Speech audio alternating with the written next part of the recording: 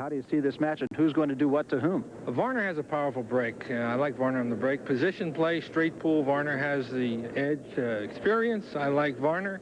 Strategy, let's give both men an edge, because Bollman does have strategy. And pressure, Varner in pressure situations, he's been here before. Even though I pick Varner, I might have an edge here and switch and take Bollman in this match. So it all adds up to Varner, and that's why my partner is picking Bollman. Quarterfinals, that's what it's all about. Quarterfinal match in the Brunswick World Open 9-ball championships. We're at Caesar's Palace. This match between Dave Bollman and Nick Varner. That is Bollman closest to you, Nick Varner on the far side. This will be the lag for the break. Always a very important part of any match. It could keep the guy in the chair for a long time. These two guys remind me of father and son, 6'6" and 5'6". One weighs 240 pounds. One weighs 120. Bollman won the lag. And Bollman uses a 4-inch longer cue than Varner does. Well, nothing's changed. I haven't won a lag yet.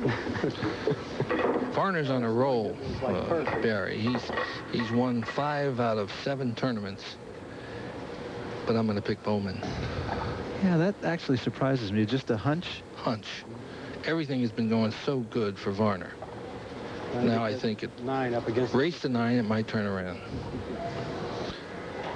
Very, very important part of the game is the break and the shot after the break. He's got to learn how to try to control his white ball. So here's the break.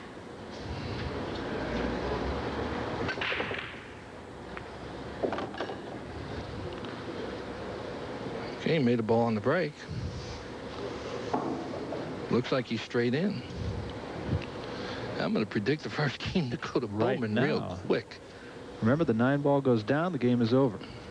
As long as you hit the lowest numbered ball on the table.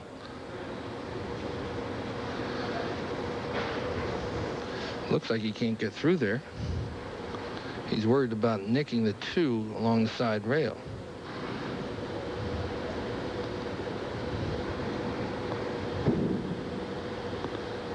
But I think he can make it. Made it. Perfect position.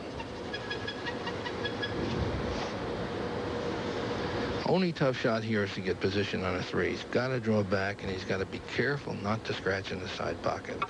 Uh-oh. Did he get enough? Well, he's out there, but elbow. Little tough shot. Talking to himself, you heard him say, loosen up, elbow. He does that all the time. First time in front of the television cameras. Although he was a professional golfer.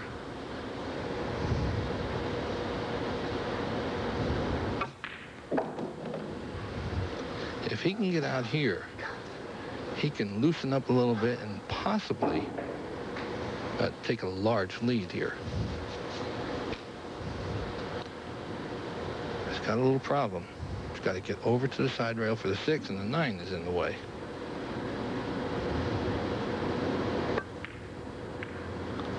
So let's see what happened. He's worried too much about position on the 6.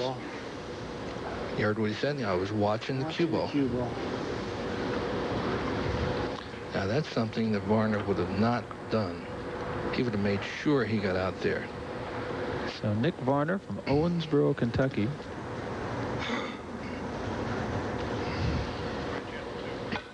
#1 player. Banked it. Banked it cross side.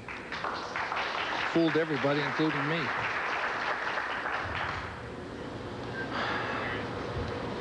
Varner ranked #1 so far on the 1989 tour with 425 points. He has 170 points more than anybody else. And incidentally, my partner, Steve Misrak, #3. Oh, Renaissance. I'm glad you mentioned that. He's got a tough shot here. He's deciding whether to bank it or to cut it in the side. Looks like he's cutting it in the side. Either in the side or in the corner. Right in the corner. These two guys look a little tentative here, Barry, a little nervous. Tell me about that, playing in front of the television cameras. It does. It's sort of, you know the cameras are there, and you know that you're going to be seen in front of millions of people, and it gets them a little bit nervous. Nick should have got out there. This could set the whole tone for the whole match.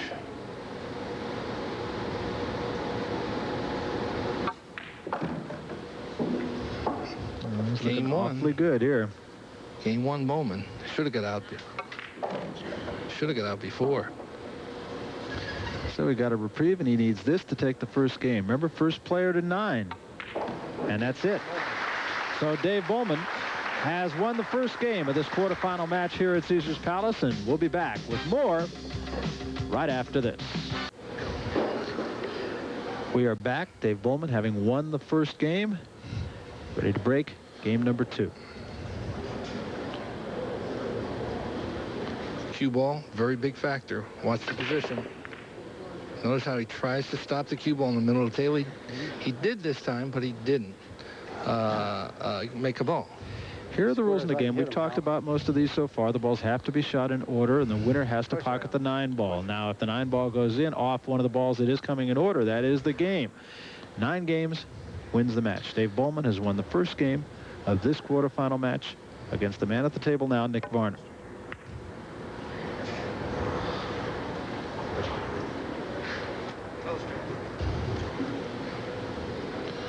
What happened that time? Bollman was snookered behind the 6. He didn't make a ball. Varner came up and he did a push shot. Okay, he pushed right to here to make sure he could hit the 1 on this rail. That's what we call push out after the break. They're allowed to do that, and after the break is the only time they're allowed to do that. Now Bollman can either shoot or let Mr. Varner shoot.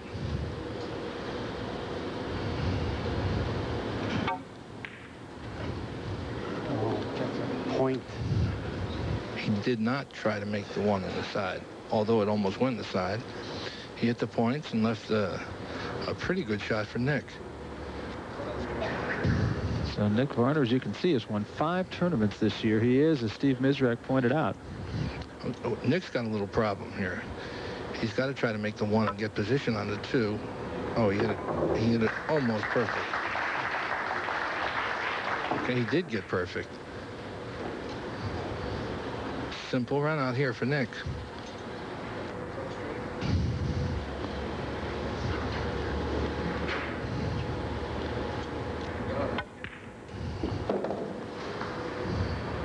So Nick Varner now on a little bit of a run. Okay, he got a little out of line here. The angle is not right here. He's got to come over to this side and shoot this ball in this corner. Messed up on the shot. Now he's got a billiard.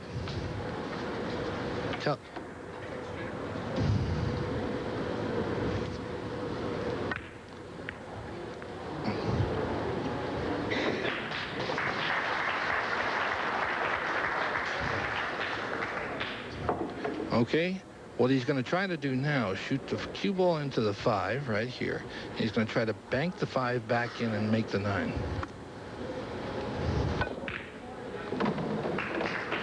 He hit it better. He hit it better than he thought. He played the 5 instead of the 9, and he's got perfect position on the 6. Well, he is the hot player, and right now he is looking like the hot player. Things are going right for Nick.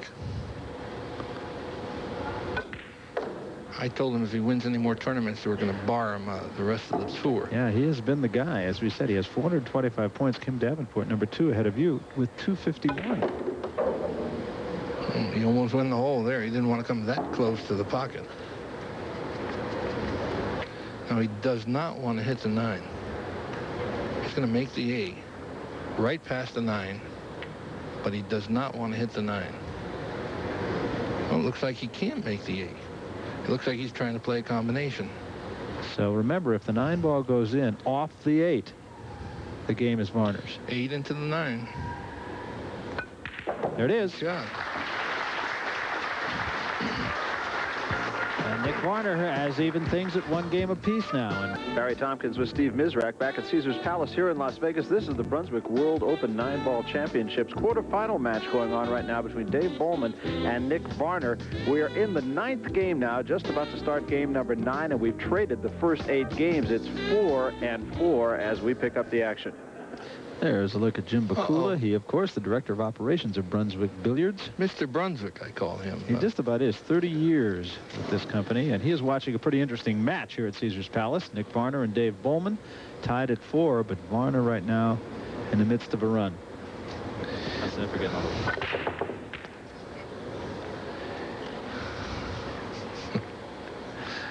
slip on the old net stockings.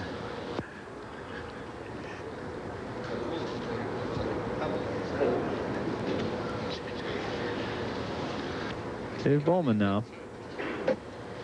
Been on the chair for a while. Dave Bollman better run this game out.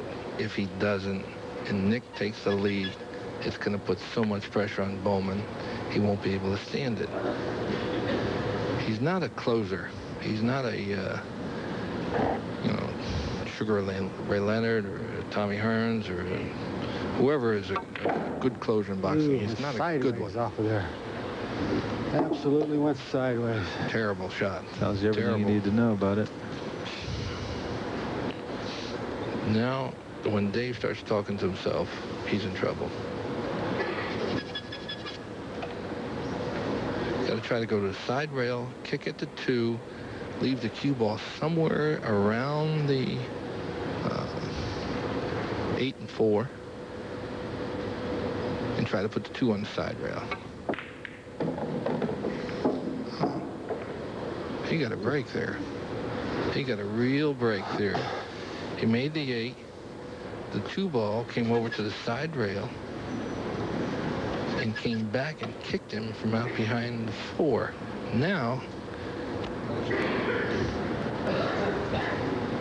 what he's going to try to do is leave him behind the 4 and put the 2 over to about the middle of the table. If he puts the 2 ball by the 9, he can always combinate the 9 if Nicky doesn't hit the 2. That's a perfect shot. Absolutely perfect. You got a lucky roll. Okay, what he did is he made the 2 ball come off the side rail, wound up here. Now what's going to happen, if Nick does not hit the 2, okay, right here, Bollman's going to take the cue ball, place it right in here, and make the 2-9 combination. Game will be over. 5-4 Bollman. Which makes this shot a huge shot for Nick Varner. And there you see the position of the cue leaning on the 4, almost. There's actually a little bit of space between the cue ball and the 4 ball, but he's got to get back down to the middle of the table, hit that blue ball just to the left of the red ball.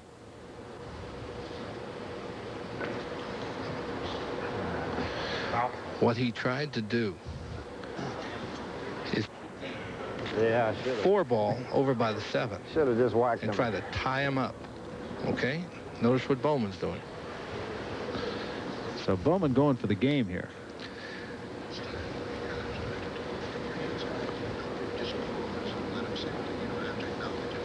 Nick Varner actually just said, I should have just blasted him. Better make this. So he's trying for the 9 off the 2. This is an easy run out, too. I don't know if I'd do this. Okay. Didn't get it. See, I didn't know if I'd do that. That's a shot that he'll remember tonight, too. Well, it was an easy run out. Anytime you have that object ball away from the 9, there's always a chance that it could miss. The run out was very, very easy. So again now, the momentum swings to this man.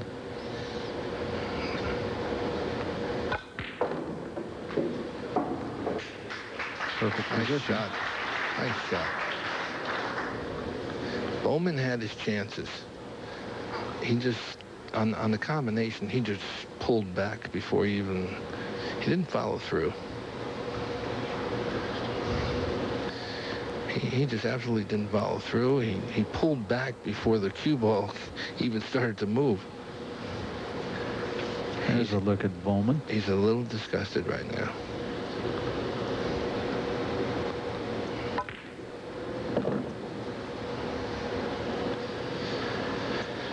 Yeah, he's not too pleased with himself at all. Simple run out. He went for the whole 4, banana. Side rail, 5, 6, 7, 9.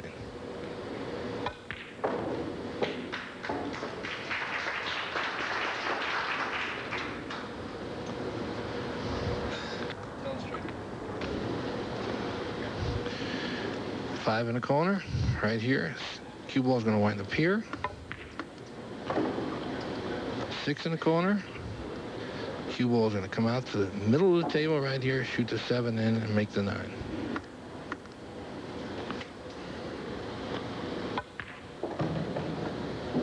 Exactly.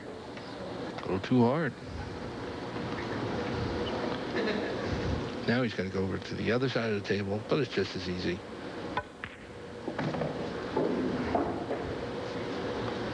And so he needs this for this game. And there it is. Nick Varner again looks as though he is in control of the game, and Dave Bollman once more can only sit and watch. We're at Caesars Palace. Varner leads it 5-4 in the quarterfinals. Barry Tompkins with Steve Mizrak. Nick Varner still at the table and with the lead, 5-4. Remember, first player to 9 moves on to the semifinals. Varner to break. Notice no more scratching on the break. But also no balls went down. The one break. ball's in perfect position now for Bollman. Again, Bowman's got another opportunity. You have to make good these opportunities when you get them with Nick. Like another combination coming up. You already said another combination coming up? I don't see the combination as yet, unless he's going to go down to the bottom rail and play the 2-9 combination. Oh, he drew back. Okay.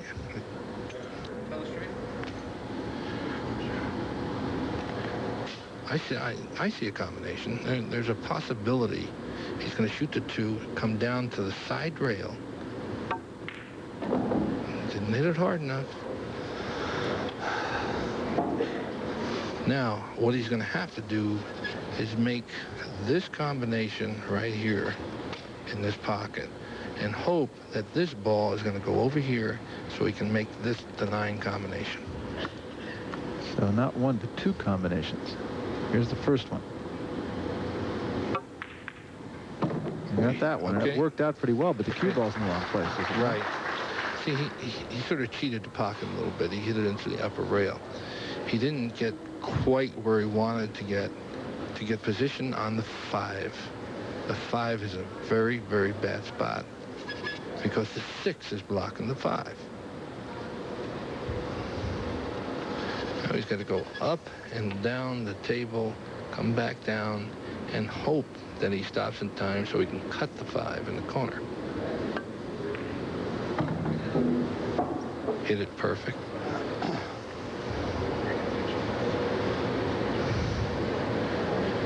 We were talking about the 45-second clock earlier, and the 45-second clock is roughly right below the camera angle that you're looking at now, and you might have seen Dave Bollman a moment ago take a good long look at it. He is known as a slow player, remember.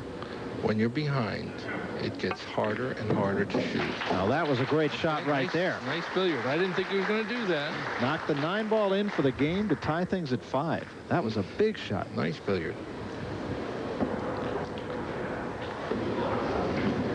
5 all. This thus becomes a race to 4. Control the white ball. It's so important.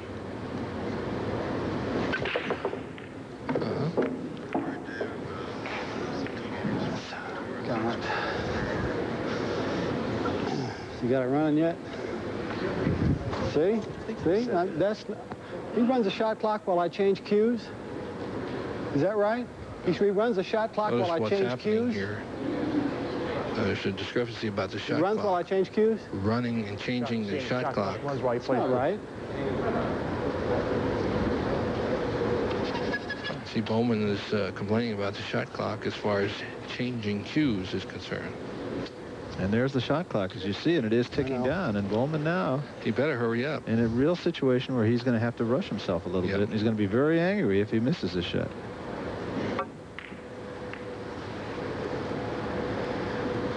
Well, he got away with it, I believe. He was questioning. They run the shot clock while I'm walking over to change cues. He was questioning running the shot clock while he changes from his break cue to his regular cue. And he says it's not right. I don't believe that. He's just a player, and That's the tournament director's decision. He's got to try to hit the 1, try to spin the cue ball.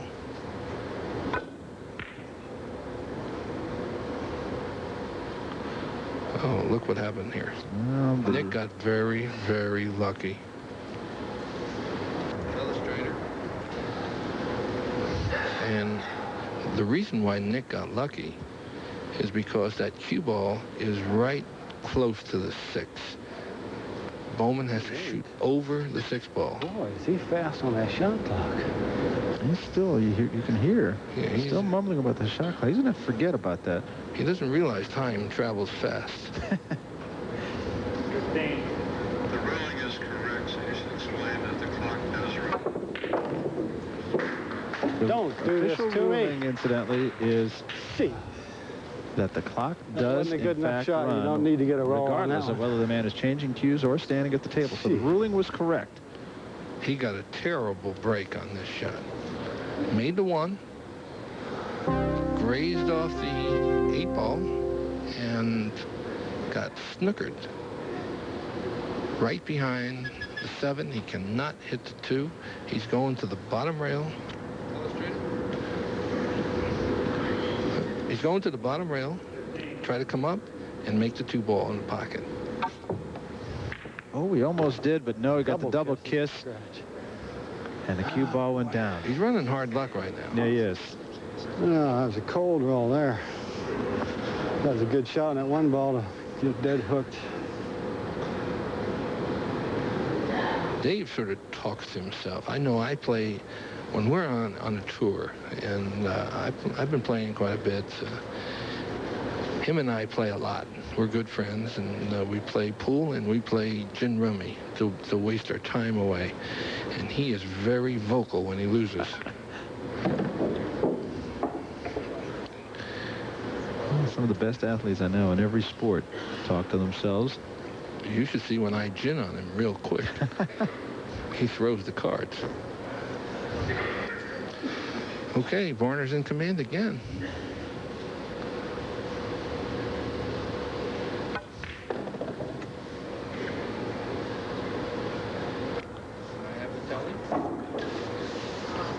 This match very much up for grabs. Remember, this is a quarterfinal match here at Caesars. Simple run out. 5 ball right here in this pocket. He's going to draw his cue ball back here, make the 6 in this pocket, 7 inside, and the 8. There's the 5. Back now to shoot for the green ball that's up at the top of your screen, center of the table.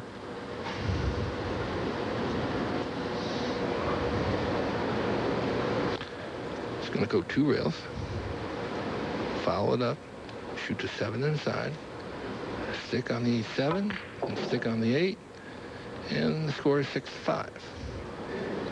With Varner breaking. All seems so easy. It is. It is.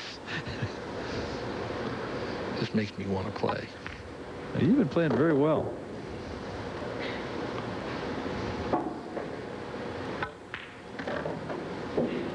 So this shot now for a 6-5 lead. And Dave Bollman in that chair that offers no help whatsoever. So Dave Varner, or Nick Varner rather, has taken the lead at 6-5. This is a quarterfinal match in the Brunswick World Open 9-ball championships at Caesars Palace.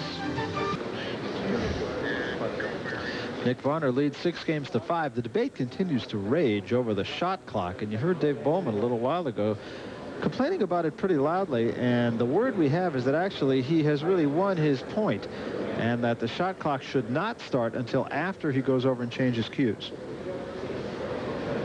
So henceforth, that will be the rule. I don't know if that's right, but it seems. It's a valid point. Valid point.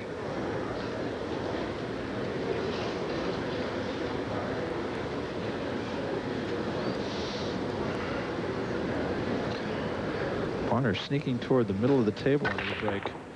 Oh, the same thing 3 times. 3 times. He just cannot.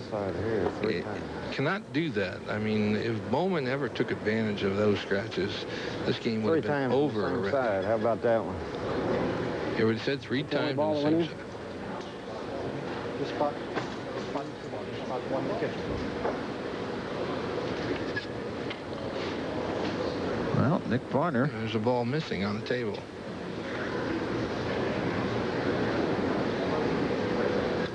I don't know why the 7 wasn't spotted.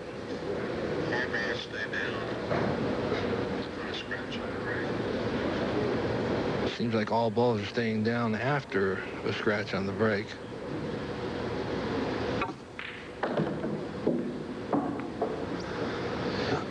Bollman got a very big break there. Went in between 2 balls, came out in perfect shape for the 2 ball on the side. He's got a good run out of here again. He has not been able to take advantage of it so far. Nervous.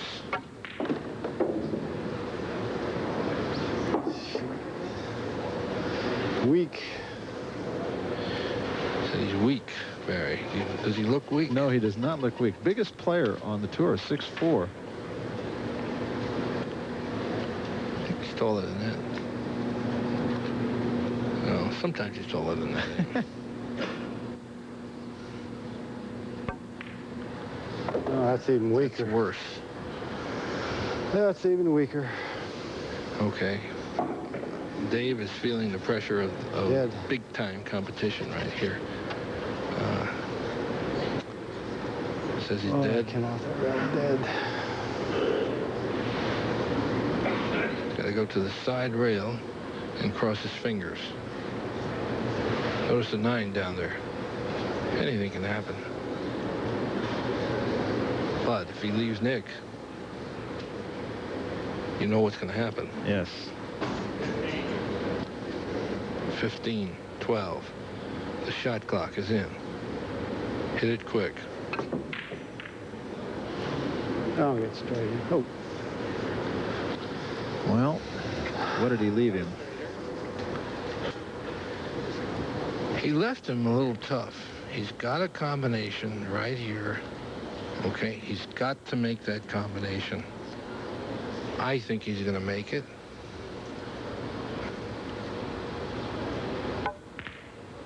He did. This is Varner's match now. Bollman has made just absolutely too many mistakes.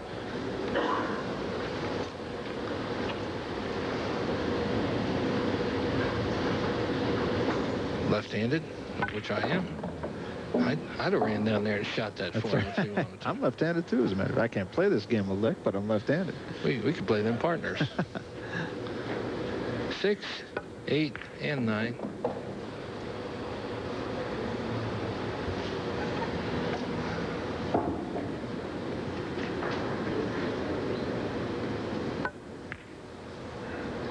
And so this for 7-5, and in this case that would be a commanding lead over this man, Dave Bollman. And there it is. Because you just know that Nick Varner is not going to scratch on a break 4 times in one game, one match. I didn't think he scratched 3 times on the break.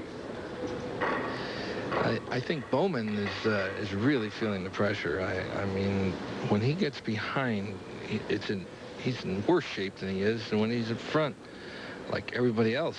But he only compounds the matter a little bit more by talking to himself, by getting down on himself. I have to think that this is a game that really does reward patience.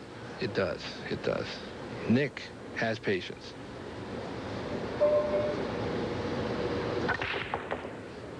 You know, he came very close to the other scratching. side. Oh, okay. Listen to the crowd reacting here with a murmur. Again, look what happens here. Bollman gets to the table first. Bollman must have gotten to the table first in about, 7 or 8 games and could not capitalize on it.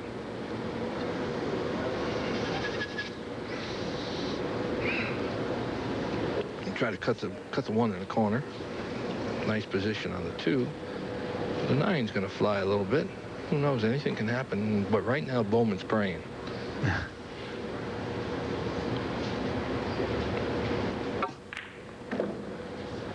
Get out of there.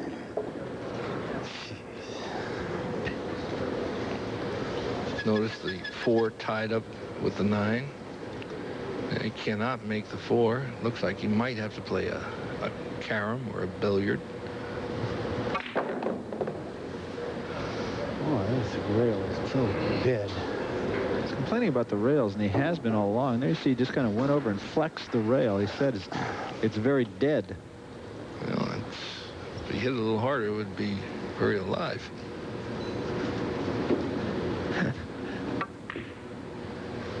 He did not want to do that.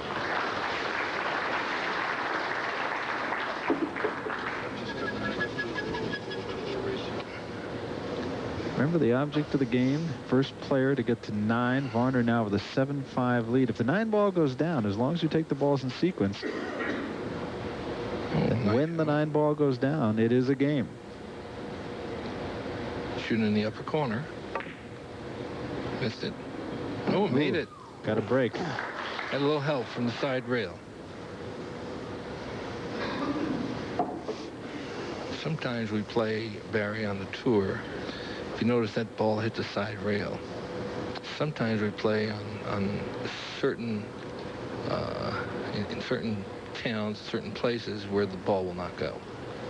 It all depends how the pockets are cut, what size the pockets are. Well, if in fact those rails are dead, maybe in that case it helped him a little bit. I don't think it's the rails that are dead. I think he's got to get a little more strength into those arms and hit them a little bit harder. See, the thing here on this table, you hit 2 rails and it slows it down. Nice shot that time. Opened up the 8. You hit 2 rails and the second rail slows the cue ball down. You hit 1 rail and it still rolls pretty fast. Got to draw the full length of the table.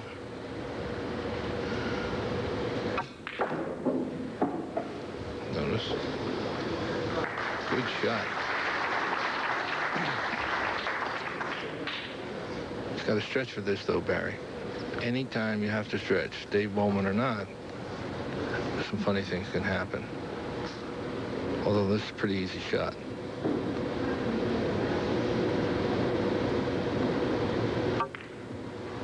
Got that. Comes back up. Dave Bollman's one of the few that do not play left-handed. He shoots right, but he does not. He doesn't have to because of his height and the length of that cue, 62 inches. Well, he made that one good for 7-6, and Bollman just won't go away. Varner leading 7 games to 6. Barry Tompkins with Steve Mizrak. This, the World Open, the Brunswick World Open 9-ball championships. Nick Varner and Dave Bollman playing in this quarterfinal match. 7 games to 6 now. Bollman leading and breaking. Made one and got a shot on the 1 ball. And now here's a case of what we saw before. Now the shot clock will start. The last time it did not. That's better. Notice Bollman said another combination. Here's the 3 ball. And he can't make it in his pocket without hitting this ball. Combination. 2.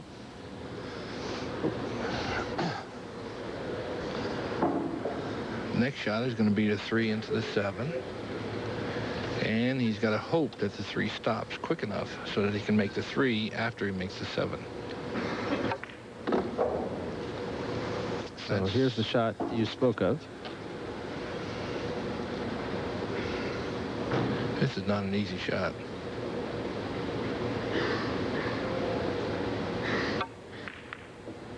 Got it. Okay. We could have a tie ball game here.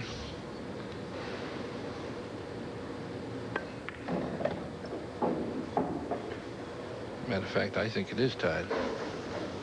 Now he's got to make sure of one thing. He's going to come over to the side rail. He cannot go near that side pocket. And he cannot get straight. He doesn't want to get straight on the ball.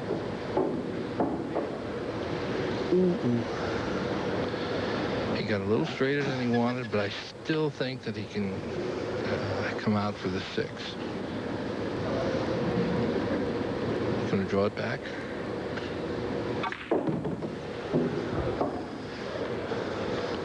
Perfect shot. Now, if he played this way in the middle of the match, match would be over. Match would be over. Yeah, right now you can just tell he's on a roll. He's feeling very confident. He's making difficult shots. And this to tie it at 7. So now it's a run to 2. I like the way he walked back to the table with some speed. And he didn't walk back slowly to where he was dejected. Varner's the one that has to feel dejected now. He had a nice lead, and his lead disappeared. Just kind of sitting there. What do you think about it this way? You can't think about what you're going to do when you get up there because you don't know what you're going to have. When's he going to miss? Is he going to fall down, break his leg or something? You just, you know, look at him chew. I mean, I guess that relaxes him. I wonder if it's a brand name. It's gum. It's not tobacco either. That's right.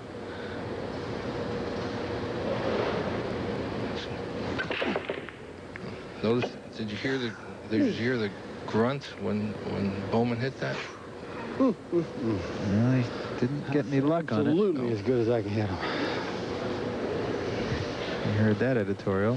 Absolutely as good as I could hit him. Nothing went. Something is happening here. The balls after the break are staying together. Nick doesn't have a piece of cake here.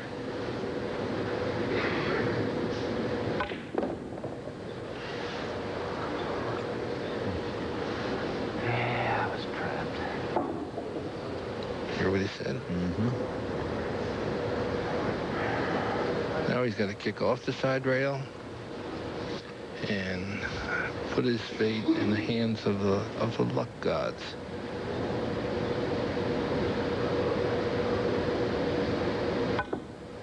Oh, he got it. That was a great shot. And what's better, he can see the 3-ball. Although, again, he's got the whole length of the table to go. Tough shot.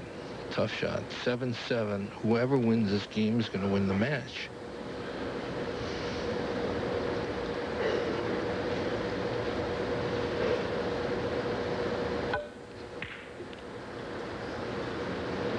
They play to leave.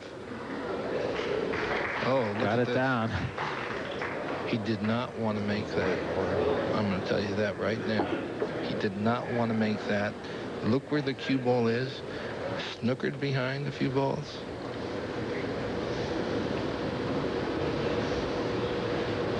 Nick has to go off the side rail, come back and try to hit that 4. He hit it perfect. But only left the 4 by the pocket. Bollman's got a big, big chance here.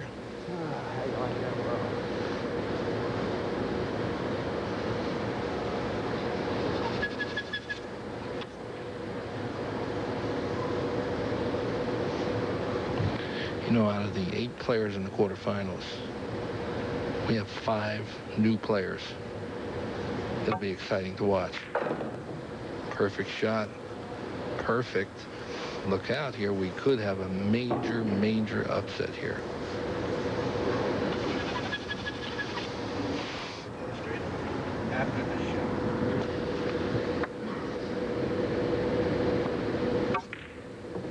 Oh. Oh, my God. Oh, boy. I took my eye off it. Watching the cue ball again. Oh. Watching that cue ball. The old outstroke. You know what I'm talking about. Thought he was out, he said. Goodness gracious. What a complete turnaround that was.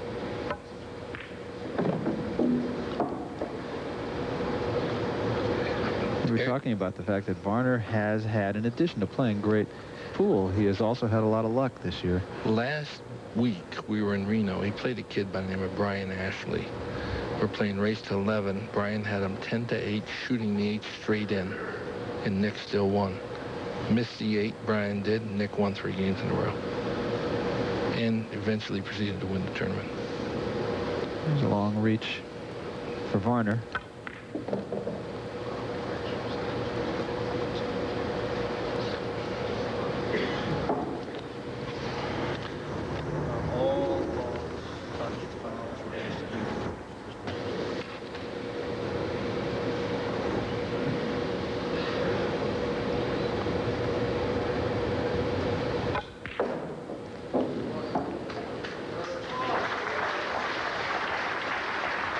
So when Bollman missed the 5, which he is still muttering about, the twitch on me. 7-7.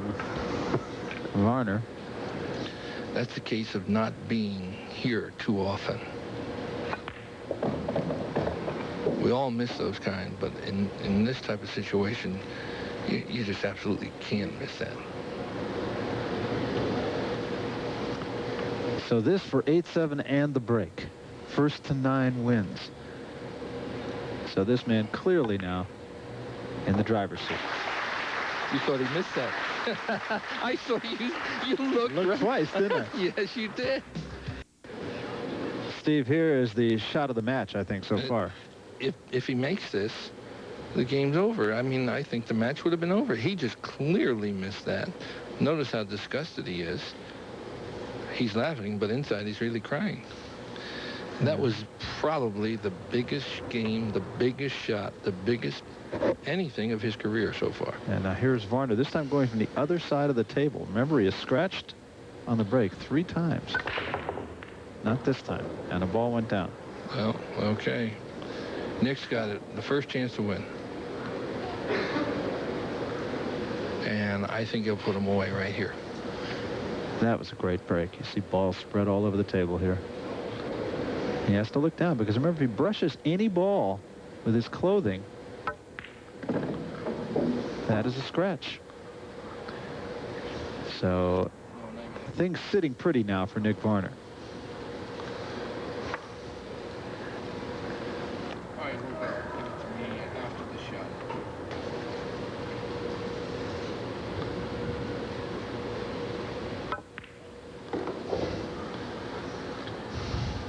Simple run out here. He's got the 4 in this pocket. He's going to try to position the cue ball right about here to make the 5 in here, come off the rail, make the 6 in the corner, back up, shoot the 7 in, and then the 8.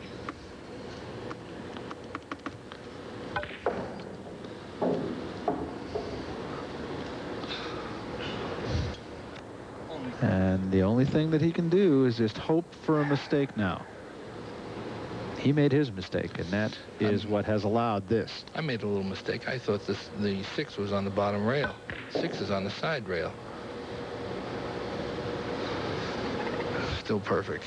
I think this match is history. Again, Nick Varner has survived.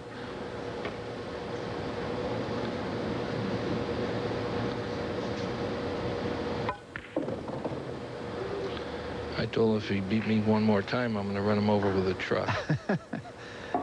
And that may be the thoughts that this man has right now, too. Although he's probably more interested in running himself over if he can do that. Yes.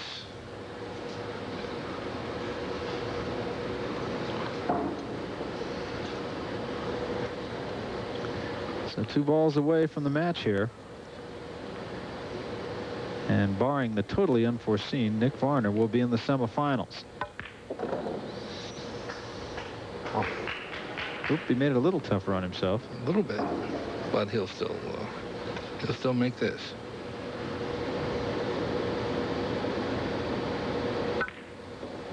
There it is. Nick Varner.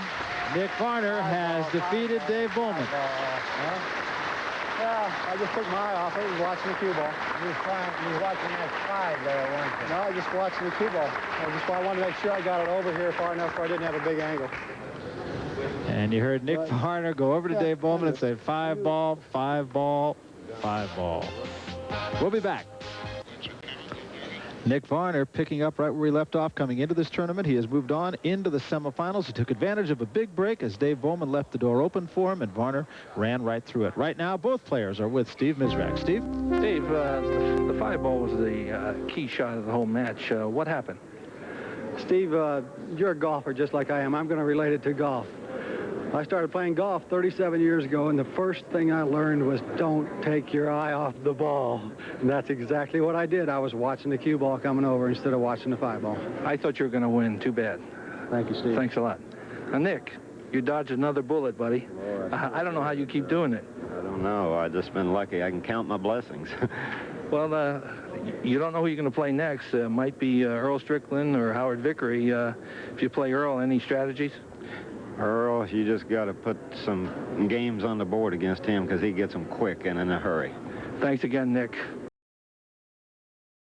All the way down, I think experience, strategy, position, pressure. I've got to pick Strickland. Strickland's been there many times. I've played him a lot of times, I ought to know, and Vickery has not. That's probably the biggest key. Strickland is the defending champion. He has been here on more than one occasion. For Howard Vickery, it's all new. Barry Tompkins with Steve Mizrak. This is the Brunswick World Open 9-ball championships. Another quarterfinal match coming your way today from Caesars Palace here in Las Vegas. Howard Vickery and Earl Strickland. This is going to be a wild one, Barry. And Earl. two guys with very contrasting styles, to be sure. And contrasting looks. Yes, to say the least. Very close. Howard Vickery reminds me of Dr. Smith. Here's the rules.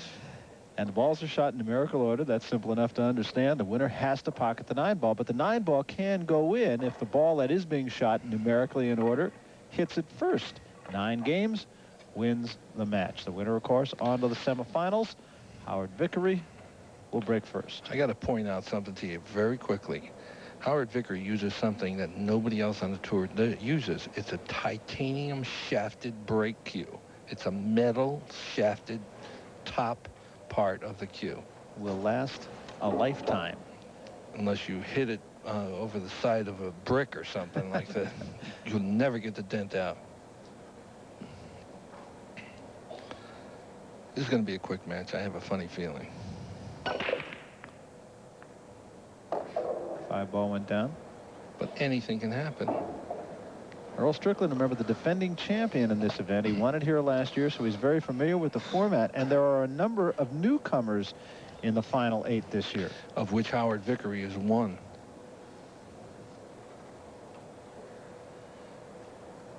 If Howard can get off to a lead here, he can put Earl down and put him in a position where Earl would get like, oof. There's little TV nerves right there. Cheated it. Notice how he jumped up a little bit on that shot. It was a very easy shot. He jumped right in the air before he even came down for his last stroke. So here's Earl Strickland, flamboyant type, very likable guy. Well, there's a lid on that pocket so far. Earl got away with one, I think. Howard's got to go to the full length of the table this time again.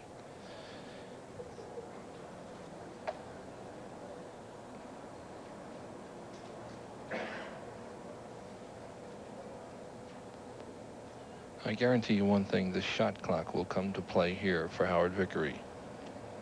He's a slow player.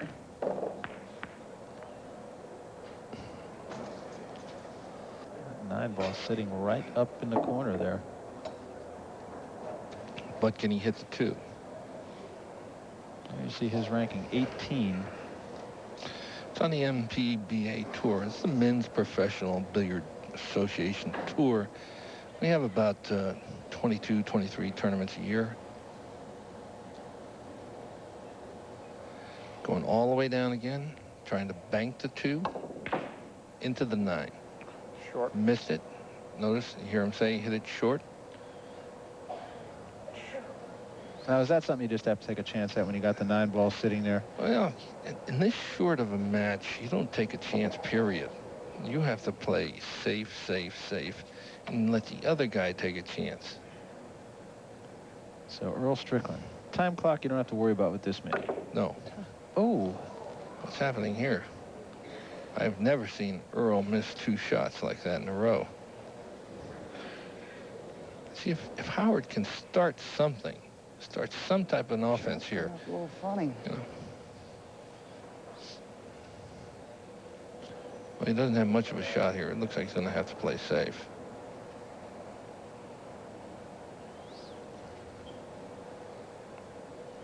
Maybe he's drawing down to shoot the 9. Looks like he's trying to pull the cue ball down to make the 9 ball. Didn't do it. Looks like he left him safe, though. So Earl Strickland now will still have to somehow hit the 2 ball. How's he going to do that? Off the bottom rail. Or it looks like he might be able to slice it in. I think he can slice it in.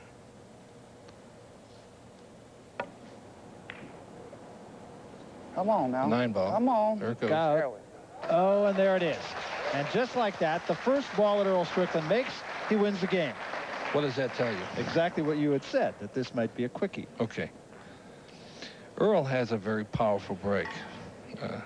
He's kind of happy. He's smiling. Says he found one there. Well, he knew what he was doing all last the time. year he found a whole bunch of them. 15,000 of them. Played great last year. Incidentally, he played Mike Siegel last year, who did not make the final 8. He is in attendance, however. Sad attendance, by the way. Yes, that's right. I don't blame him. Yeah, the mighty have fallen in your sport this year. Mike Siegel way down on the rankings list this year. Mike Siegel hasn't played much. I'm sure if he played more, he'd be up there too. Might be in my spot, number 3. Yeah, you're doing great this year.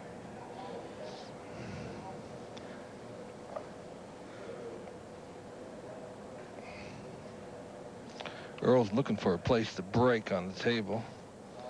Our referee is having trouble racking the balls. He's trying to get them frozen all together. Earl doesn't care what they are, whether they're frozen or not. He just whacks them. They'll be unfrozen when he gets done. Earl's offense is... I don't like to play Earl, because Earl has an attacking offense. Me, I'm a little more patient. I can wait a little bit. Earl just goes out and tries to knock you off. Although I've beaten him the last 2 times we played.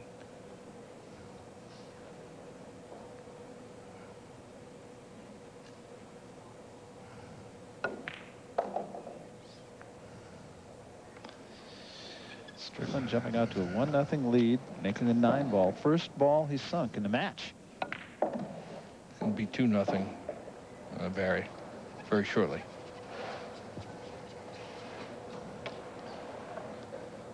I imagine Earl Strickland's a guy you don't want to let get into a rhythm.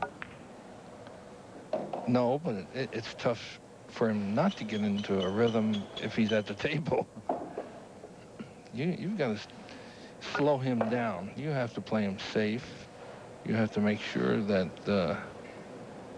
Golly. He didn't like that. He didn't like that. Golly, how can I do that? Hear him say golly. North Carolina. It's perfect. Perfect. He's going to hit the rail, hit the 6. Perfect shot.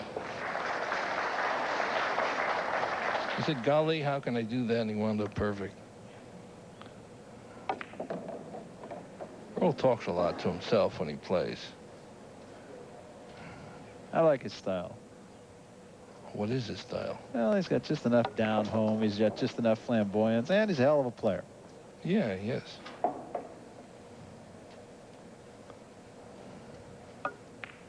And there it is for 2-0. Now, you said he's a fast player, and he has knocked off 2 quick games here. Earl Strickland, the defending champion, picking up right where he left off 1 year ago. He leads 2-0 in the quarterfinals of the Brunswick World Open 9-ball championships. Barry Tompkins with Steve Mizrak. This is the Brunswick World Open 9-ball championships. Howard Vickery and Earl Strickland. Strickland, of course, the defending champion, and playing this quarterfinal match as though he intends to defend that title with another victory. Strickland leading 6 games to 2 as we pick up the action.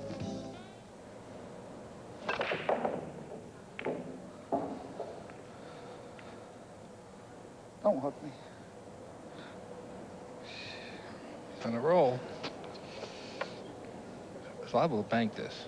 If I know him, he's going to try to bank this, slide it right by the 5.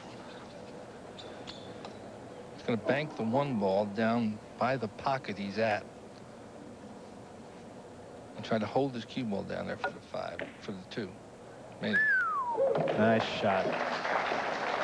Won't get any better than that. Can you tell he's loose? Yeah, he's playing great right now.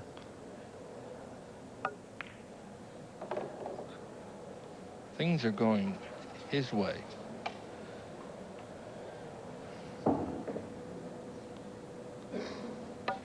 Sinatra's old song, I Did It My Way. I can't believe I did that. He's doing it Earl's way. Yes, he is. But right now, Right. He snookered himself. yes, he's got a bit of a problem here. Very simple mistake. Looks like I can go off the rail. Off the rail. Make the 4. 2 rails. And make the 6s. I don't think this is a tough shot. He did it Earl. Drop the rail ball. Come on. That was not good. He wanted to be a little... No, there's a squeak every time he trucks his cue.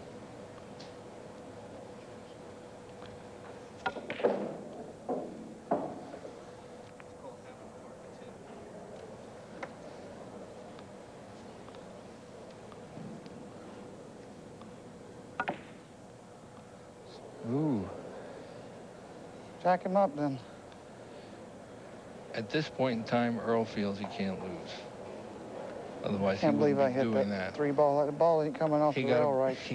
He got a break, and he left Howard. Ball just ain't coming off the rails right. He's complaining about how the balls are coming off the rails. And interestingly enough, in our last match, Dave Bollman said Dave Bollman was complaining about that very same thing. And this, of course, is the same table. tough shot right here. Howard gets out of this. I feel fortunate.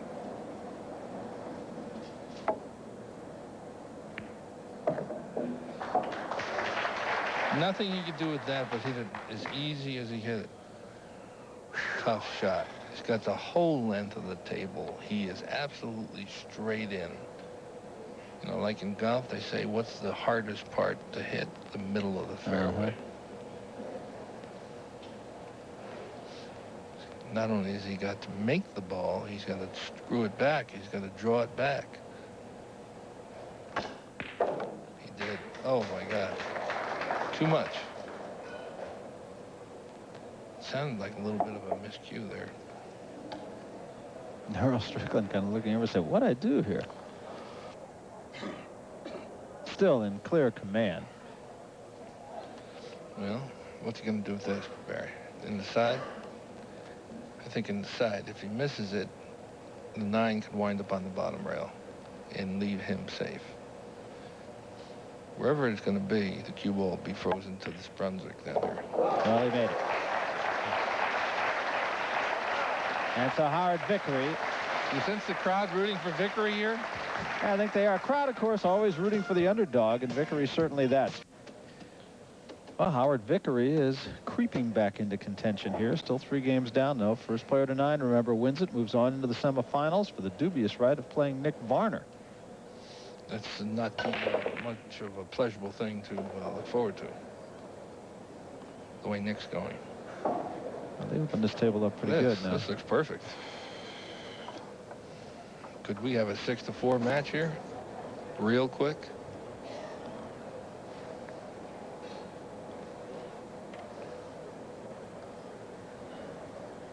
Notice how he stalks around looking at every single angle on the table.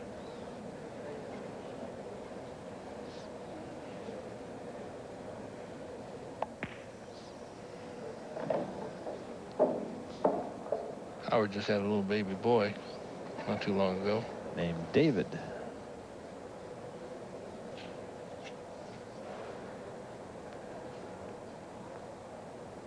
Looks a little like Howard. Doesn't have the beard yet and the ponytail. Doesn't have any hair either, right?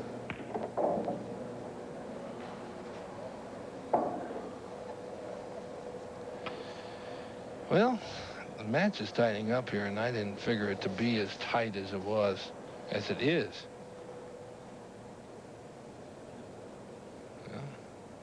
a little out of line. In this type of situation, you want him to be straight in. He's not straight in. But he disposes of that one very easily.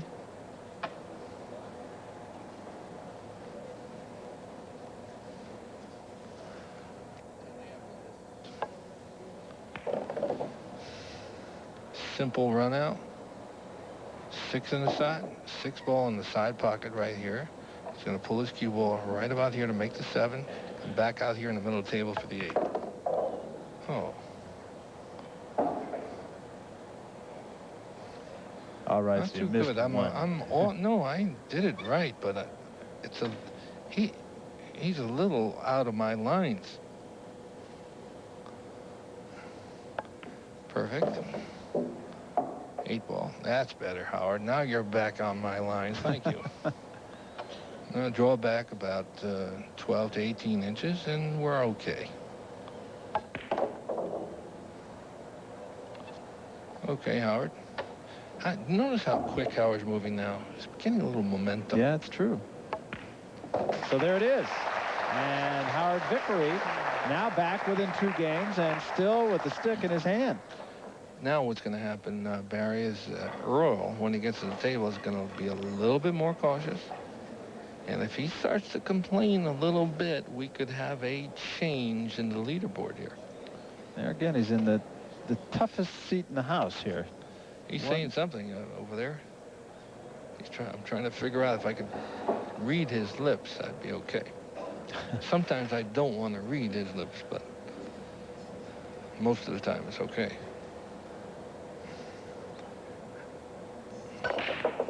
Oh, there's a scratch. Cue ball went in the side. Did not do that.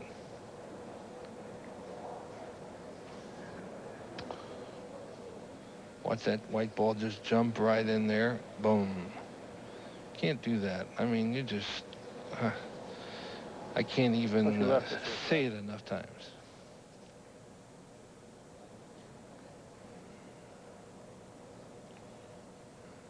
If Earl does not get out here, I predict a close match.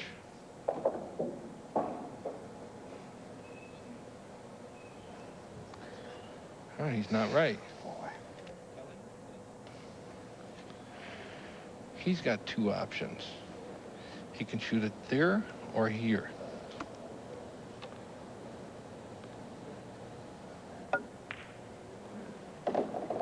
Good shot. Very, very, very good shot. Now he's going to make the 3 in this pocket. He's going to come over here and try to come right in between here for the 4 ball.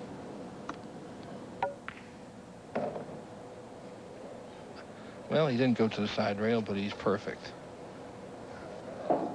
Simple run out. 5, 4, 5, 6, 7. Follow the ball down. A little left-hand English. 5 in the upper corner. Little draw. Come off the rail a little bit. He doesn't want to get straight. He's fine.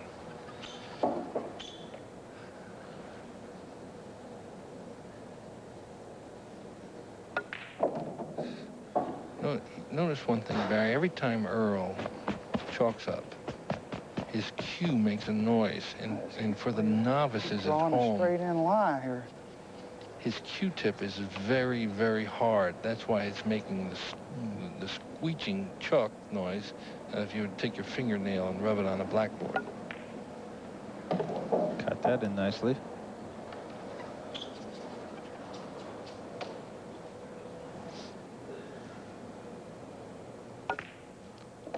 Six, 4, 7, 4 now. There it is.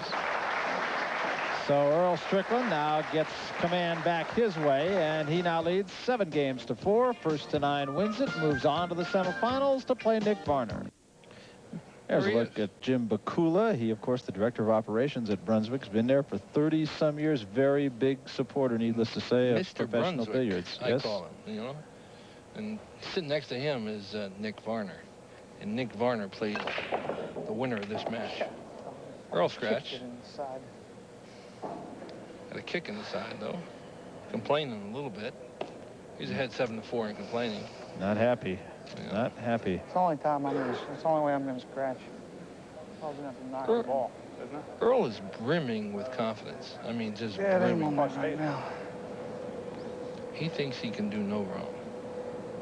Isn't there a ball? Are the balls supposed to stay?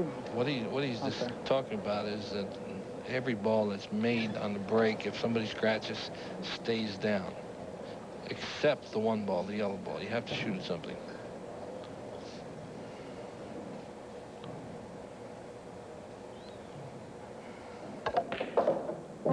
It's what they call do or die time for Howard right now. Oh, look out. And it looks like Howard is not in good shape. Once anybody gets to the hill, which is a game before the match is over, it's very tough to stop him from getting to the end.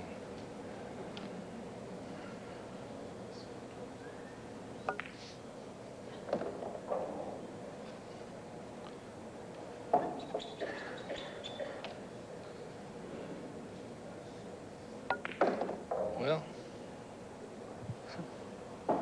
Earl didn't get exactly where he wanted there. Lack of concentration. But he should be all right. Spin it into the pocket. Come up.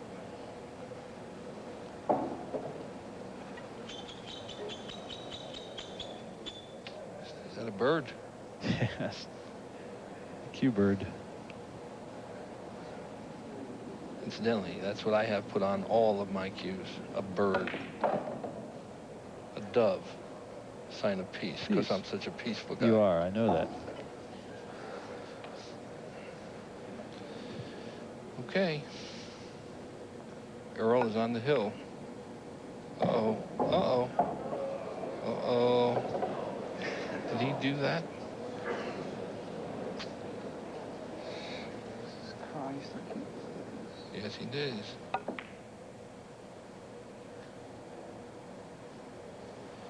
Yeah. I just don't want to win. Shot that ball as slow as I could, and it still snookered me. So he doesn't want to win.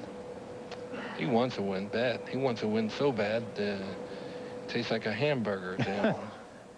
With $15,000, you could buy a lot of hamburgers. That's right.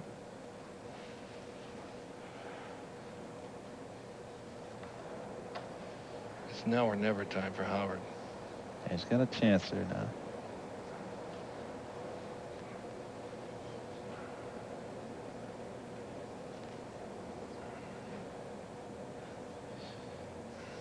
Tough shot.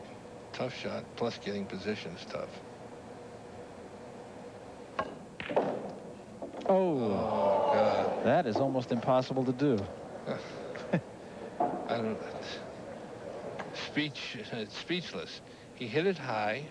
Notice when it comes off the rail, the ball sort of flattens out and goes right in the side pocket. Earl Strickland just looked up here and gave us a thumbs up, looked up to the sky. Yeah. He won't be so confident when he plays Varner. They do not like each other. If he wins this match. There it is for 8-4. And you watch the pros, they just seem to do it all right. Maybe we can get some idea of just what we can do the next time we play this silly game from Steve Mizrak right now. Steve? Thank you, Barry. Just a few tips to show a novice how to play pool a little bit better. When you're chalking the cue, make sure every part of the cue gets chalked. The tip itself must be turned with your fingers, and each part of the tip has to have some chalk on it, otherwise you'll miscue.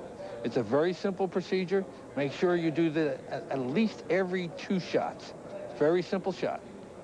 Now, another tip, something brand new, something entirely brand new that the pros are playing. For the novice player, he brings out a jump cue. Look at the difference in size. This is when a pro gets snookered behind a ball. He has to jump over an object ball and hit the intended ball he's shooting at. It's a very difficult shot. Although a novice player can do it, he has to practice. For the third tip, stroking the ball. As we come over on this side of the table, the novice player must learn to make sure his cue tip goes through the cue ball towards the pocket, just like this. Sometimes a novice player will shoot the ball and wind up going in the air. This is the wrong thing to do. So make sure at any time you stroke the ball, make sure the tip of your cue goes exactly through the cue ball, just like that, and you'll play much better. So take these 3 tips, go down to your local pool hall, and play pool as much as you can, and have a good time. Enjoy yourself. Thank you very much. Barry Tompkins, Steve Mizrak, quarterfinal match. Howard Vickery and Earl Strickland. Strickland now 1 game away with the cue stick in his hand. Notice the referee's wearing gloves, Barry. That's so he doesn't put any oils from his hands on the balls so that the balls don't get greasy or slippery.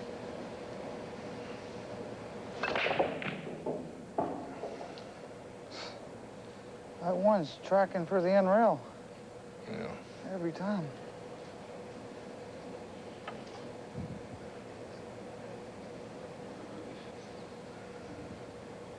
I don't know what he's going to do here. He could bank it. Try to pull the cue ball over to the left-hand side of the table. Or he could cut it in. That's what he looks like he's going to do, no? Doesn't matter, does it? If he was playing Nick Varner... I'm trying to get out. or Siegel or Hopkins or myself, he would not have done that. Earl likes to please the crowd.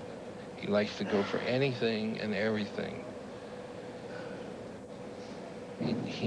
He said something about a spectator shot, and I overheard that.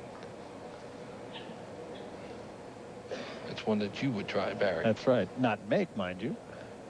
Well, you could do better than that. I don't know. I've seen you play. And not very well. Right. Uh-oh. What's he trying here? No, he's playing position for the 2 up the table. Howard still can't give up because if he wins this game, he gets the break. Very important, the break.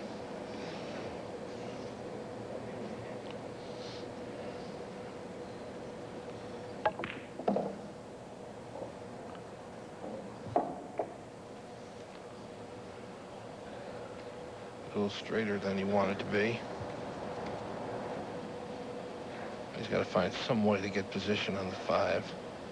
Looks like he's going to play the 5 in the left-hand side pocket.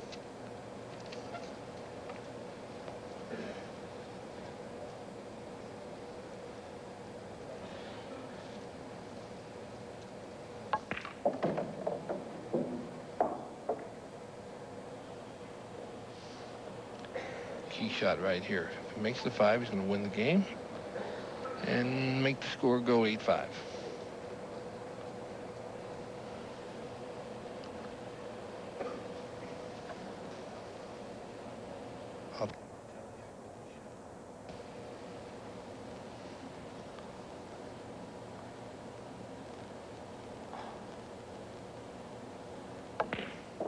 He got it.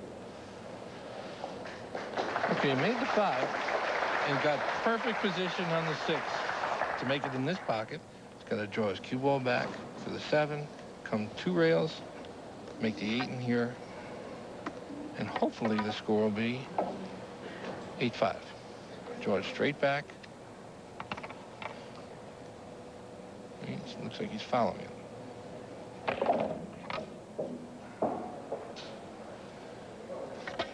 So fine position for him now.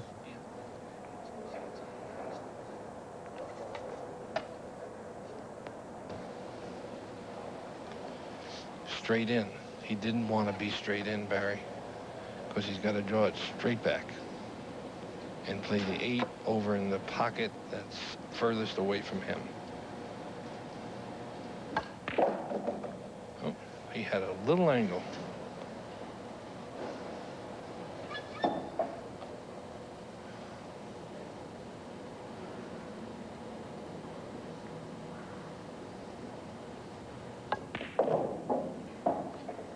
So now Howard Vickery for 8 games to 5. But remember, he'll have the break. And there it is. So Vickery just won't go away, being a stubborn foe for Earl Strickland, the defending champion. There's the way it stands. 8-5, Strickland still leads, but Strickland sits and Howard plays. 8 games to 5, Earl Strickland leading Howard Vickery, but Vickery with a break now and coming off a pretty good game for him. How about a 9 on the break? Haven't seen We that haven't today. seen that. No, 9 didn't move. How about a cue ball on the break? Ooh, no. Hold up. Look what's happening here. A few rolls go Howard's way. A few words go Strickland's way.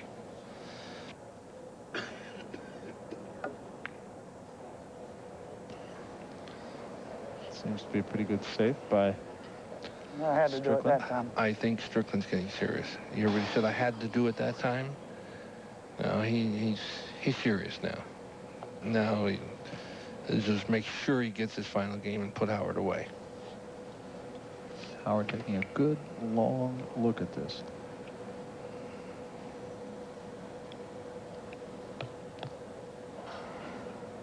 What can he do here? Well, he's got to go to the bottom rail.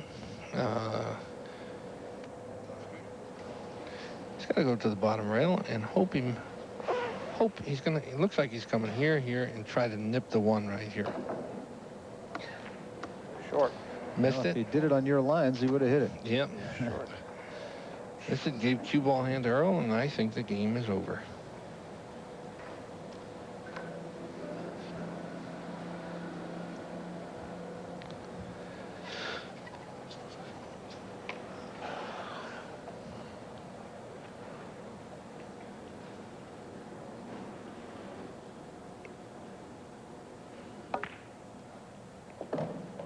Earl's a little serious now. Yeah, no nonsense now as far as Earl Strickland is concerned.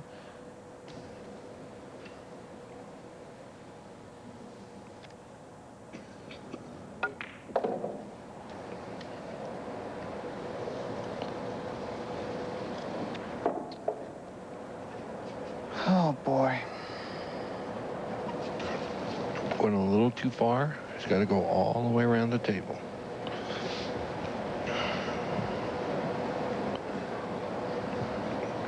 Three rails come up between the 5 and 6.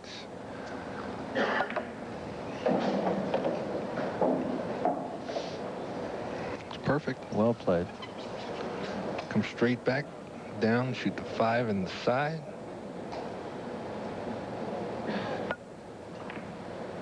Oh. Uh-oh.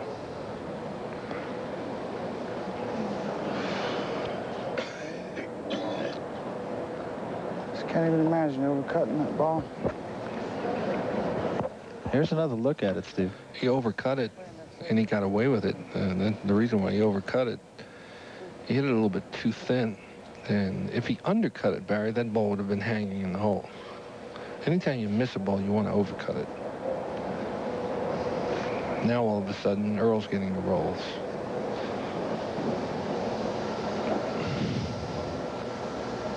Think he's going to make this, Barry? Tough shot. You don't want to commit yourself. No, I don't. Actually, I don't think he'll make it. What do you think of that?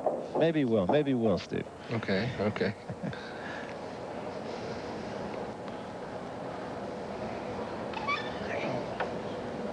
Howard's got a chance to put himself right back in this match.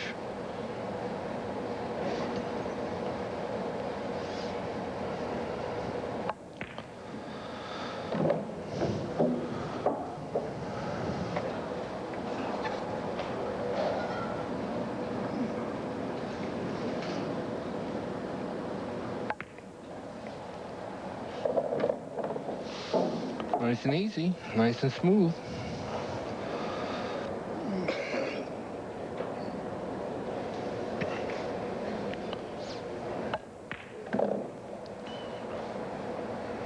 Good shot. Nice and smooth off the side rail, back over to the other side, and 9 ball in the same pocket. He makes the 8 in.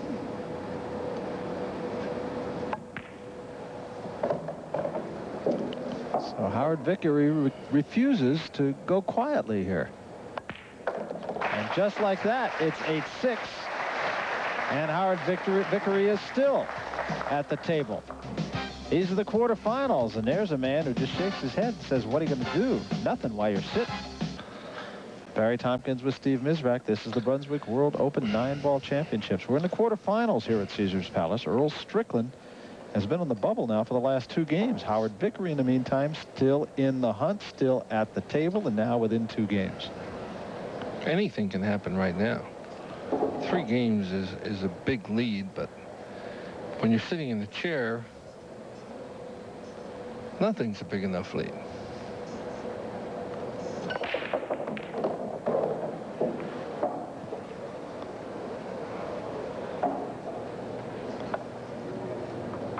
We could have a closer match than we thought here. It's looking that way. Barry.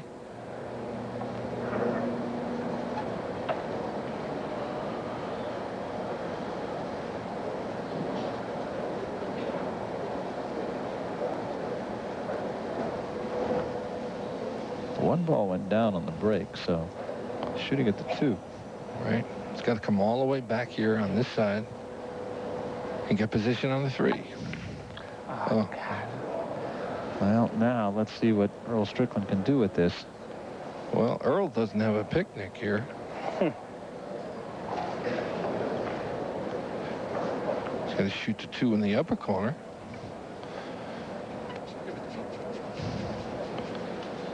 He's got to shoot the 2 in the upper corner right here, and he's got to draw his cue ball back here for the 3 in the side. Let's see what happens. Oh. Earl has gone off the wall. Just not even close to what he had in mind. He has gone off the wall right now. I'm really fainting now. It's too tough to defend. It's too tough to defend. Well, that's what you were saying before. Yes. Pressure is everywhere. I defended 4 years in a row the U.S. Open.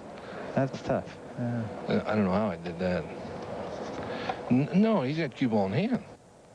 He's got cue ball in hand. This shouldn't be a tough shot right here. It might go in. I'll tell you. Oh, too easy.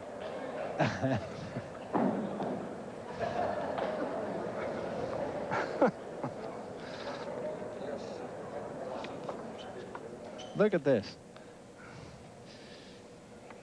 He had cue ball in hand there, and I don't know why he did that. It's what makes or breaks pool players and pool tournaments.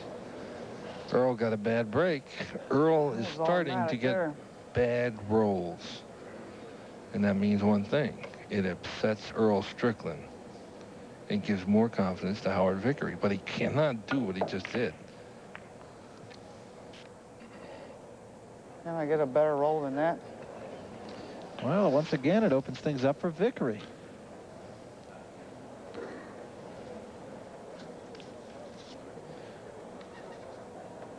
Strickland looked like he had a gimme. Not on that shot, but in this match. Yes. And if he played any decent, he would have won it a long time ago. Vickery's a plugger.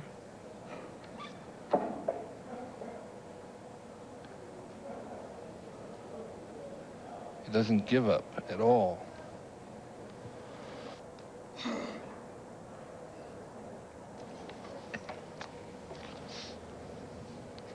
Draw back. Perfect.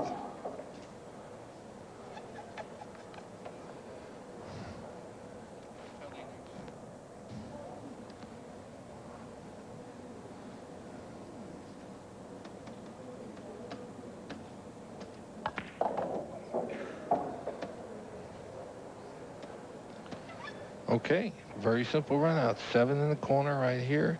Bring the cue ball up here.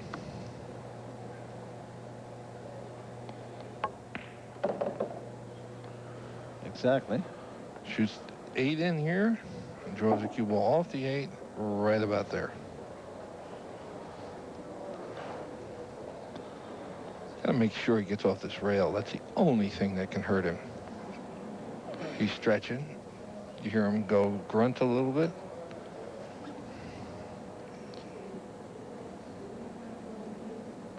Well, he drew it back without hitting the rail. He's okay, though. And look at this man. His fortunes have changed completely in the last 4 games. You never, ever can take a match for granted. And he took this match for granted when he got 7 games. And there it is, and Howard Vickery is now within 1 game of a tie. The applause is growing for Vickery game by game. We talk about the fact the crowd likes an underdog. They have one in this man, and right now he looks like the vanquished. Howard Vickery now just 1 game back. He's won 4 in a row, and he will break. And Earl Strickland can only sit and bemoan the fact that he has had his chances. Somebody yelled out, "On the break, Howard." How do you think that made Strickland feel? Yeah, the crowd very much in support of Howard Vickery. I guess that's just true in every sport. It's not unique to this sport. Give the crowd the underdog. I'm looking for a 9 to go in here sooner or later. I haven't seen it in 2 weeks. Not gonna see it this time. Oh, look out here. We're going to have a tie ball game here. Crowd is rooting. It would be a major upset. It would not only be an upset, just in the fashion that it was done, it would be that much more dramatic, I think. Major upset. That's putting it mildly. Although Howard is a very, very good player.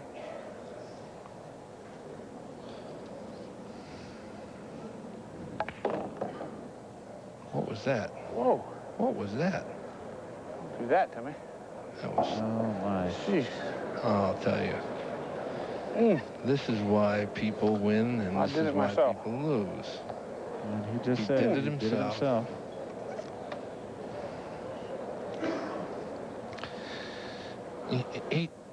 He snookered behind the 2, behind the 9. I think he can make the 2. I really do. But playing position on the 3.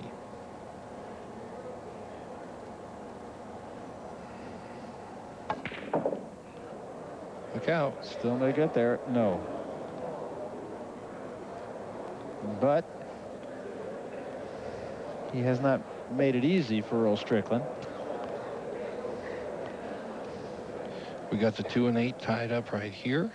We got a ball on this rail. We got a ball on this rail. 1 over here and 1 over here. Even if Strickland makes a shot from here, this is not the easiest run out in the world. He's got to do something here. Well, they got that one to go. Okay, but he's not done. He's got a lot of work left. Cannot get straight. If he gets straight, he's in trouble. Okay, he stopped.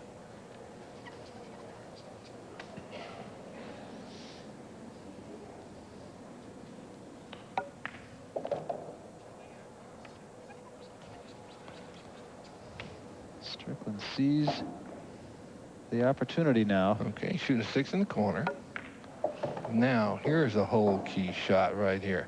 He's going to have to go 3 rails right back here with the cue ball to make the 8 in here. Or come 1 rail. It looks like he's coming 1 rail. He didn't hit it hard enough. Please, roll ball. Didn't hit it hard enough.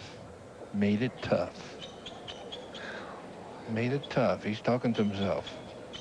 If I was him, I'd just worry about cutting this one in and taking my chances with the 9, because if he misses this, Howard could very easily win the match.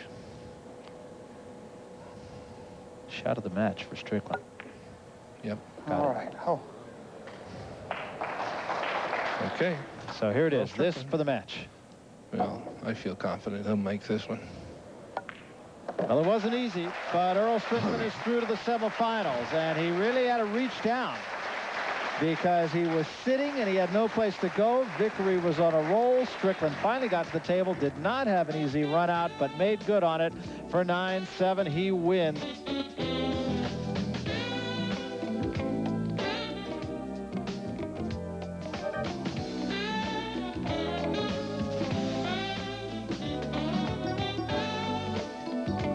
Well, I don't know if it's one that Earl Strickland will want to put in time capsule, but it is a W, and it does put him into the semifinals. It doesn't get any easier from here for him, though, and right now, Earl Strickland is with Steve Mizrak. Steve? Well, what do you think, Earl? I mean, Howard gave you a tussle there, and I thought you were going to lose the match. Well, I played good in the beginning of the match. When you get down to the end of the match, those are the most crucial balls. If you miss any of those, you can lose easily. Did you lose your concentration? I think so. I thought I had the match in hand, and I went after a real tough cut on the one ball. I shouldn't have went for that shot. It almost cost me the match. Now, your next match is with Varner. Last time you two played in Charlotte, he beat you. You have any good words about that match? That was in Columbia, Steve. It was the first tournament of the year. It was one of the most exciting matches I ever played. Nick played a great match. This match will be one heck of a matchup. He used a jump cue on you. What do you think of those jump cues? Well, it enables you to get out of some tough situations. I don't totally agree with it, but there's nothing I can do about it. Well, good luck against Nick. Thanks a lot, Steve. Appreciate it.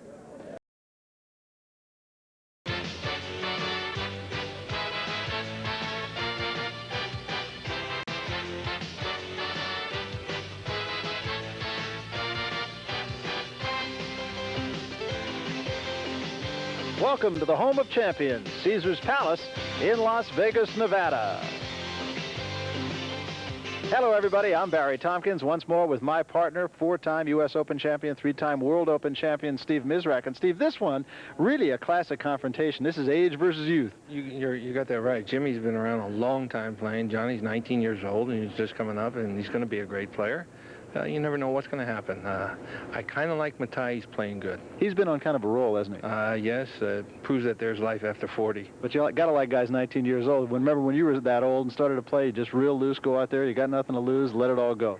You're right. I don't know if Mataya is 40. I might have to correct myself there. And you don't remember when you were 19. You're right. Let's talk about your scorecard. Now you see this match. I kind of like both guys on the break. They both have a good break. Jimmy has a good break. Johnny's young and strong. I like Jimmy in the position play, experience, strategy, and pressure. Jimmy's been there before. He's a proven, solid player. Johnny hasn't. Johnny, these lights might bother him, and who knows what's going to happen. Well, there's that great common denominator, and that is, of course, playing in front of a national television audience. Will it make a difference? Barry Tompkins with Steve Mizrak. These are the Brunswick World Open 9-ball championships. We're at Caesars Palace here in Las Vegas, Nevada. Quarterfinal match now between Jimmy Mataya and Johnny Archer. Should be a lot of fireworks in this match. Two very good players. Johnny Archer only 19 years old, and Jimmy Mataya, the self-styled greatest hustler in the world. Neither one has been in front of television. And so the lag won by Johnny Archer, who will serve first. He will be playing Jimmy Mataya. Interesting story, and a story you might expect as to how Jimmy Mataya got started in the sport. I guess I could probably blame it on Paul Newman back in 1961 with the motion picture The Hustler. I was just a young boy when I saw that movie, and after seeing it, I said, hey, I'd like to be that guy. And sure enough, in his mind, he is. In his own mind, he is. Looks determined, wants to win real bad. Not too bad. Good luck to you guys, okay? Have a good show. All right today? Very vocal, Mataya is. Notice he's talking to the referee already. He's very aware of where the cameras are. Yes.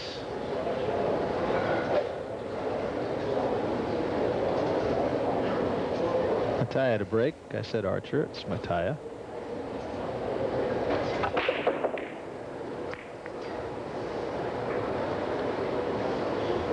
Nothing.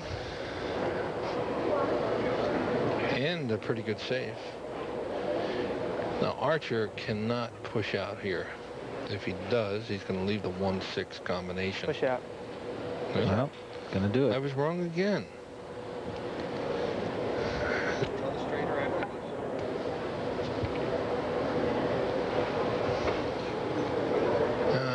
I don't know about that shot. And Jimmy can make the 6 in the right-hand corner.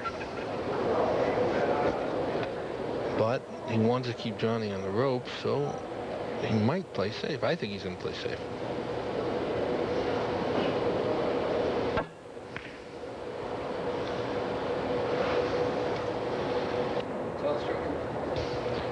is Eva Mataya, the wife, of course, of Jimmy Mataya, and she herself an outstanding player, a finalist in this tournament a year ago. Okay, Archer's elevated over the 6. He's got to go off the side rail and try to make the 1. Made the 8 instead. Okay, He'll take it. He'll take it, and a little luck. He hit the 1 first, and it still counts. Now, Johnny has not been in this position too many times. Jim started before Johnny probably was born. Well, he was a champion in 1971, and Johnny Archer is 19, so at worst, Johnny's won. Johnny's been 19 for 3 years.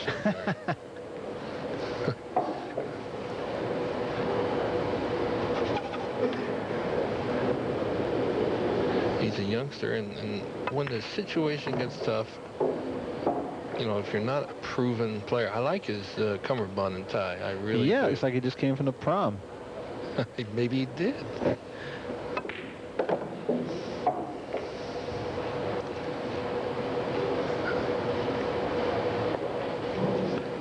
Drop the chalk.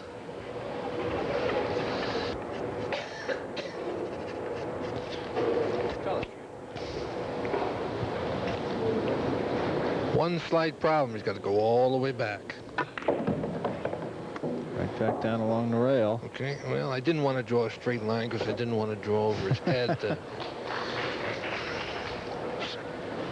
He's fairly straight. He's got to be a little careful here.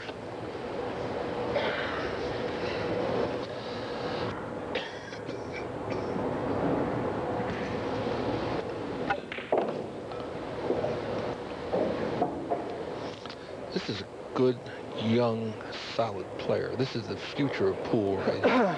Well, he's been in the money 14 out of 18 tournaments. Last year he was in the money 14 out of 18, so he's a consistent player. He's always around it. 18 tournaments is what we had on our tour last year.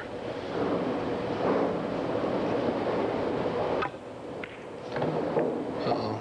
Well, he's okay. He got away with it. Didn't want to hit that, but he's okay. He's fine. Slice it in. 1-0 Archer.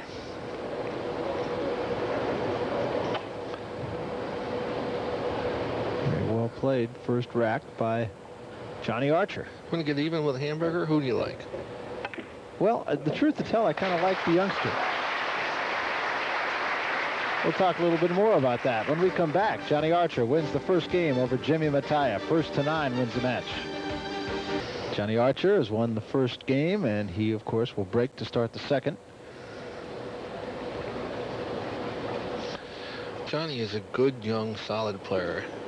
He's well-mannered. He's not overconfident. He's not cocky. He knows how to conduct himself. He's a good young kid. And this is what our sport needs, players like him. I like the tie. I like the cummerbund. Yeah. I even like the haircut. Haircut looks good. The tie, I don't know. You gotta have a long extension cord for those. What if it's dark? Well, that's true. They can There's still that. see you. That's right. You know, the referee is trying to freeze the balls. Okay, looks like he did. Archer to break. Moving over this time.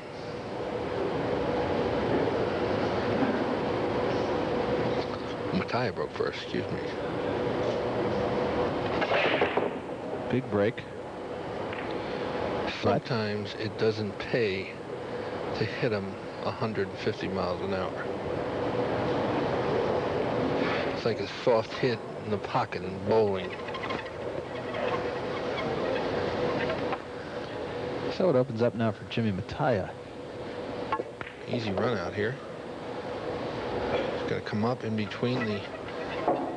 Okay, he's got to come up in between the 3 and the 6 or the 8, whatever it is, and shoot the 3 in this side pocket. Okay. 4, I believe. Yeah. Now, what he has to do is make the 3 in the side.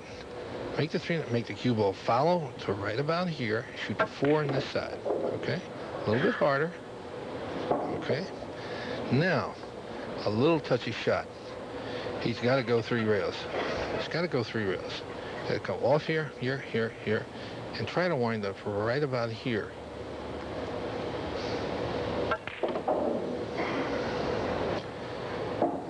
Was I offline a little bit? Just about an inch, though. You were all right. I'm sorry. You were okay.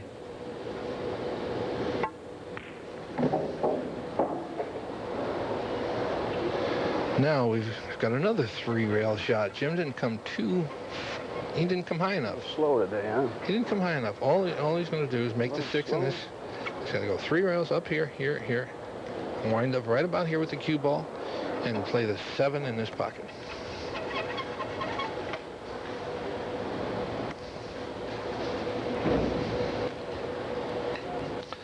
Well, I didn't see him eat dinner. He looks a little hungry. No, he's maybe suffering from a little malnutrition. There's a shot clock. It's going 3 rails. Players are allowed 45 seconds. Jimmy makes this one easily. He didn't draw it back enough. Not exactly what he wanted. What happened there is the cue ball went off the 2 points on the side. And he just didn't draw the cue ball enough. He's going to bank this. Going to bank it and try to draw the cue ball straight back to where he is.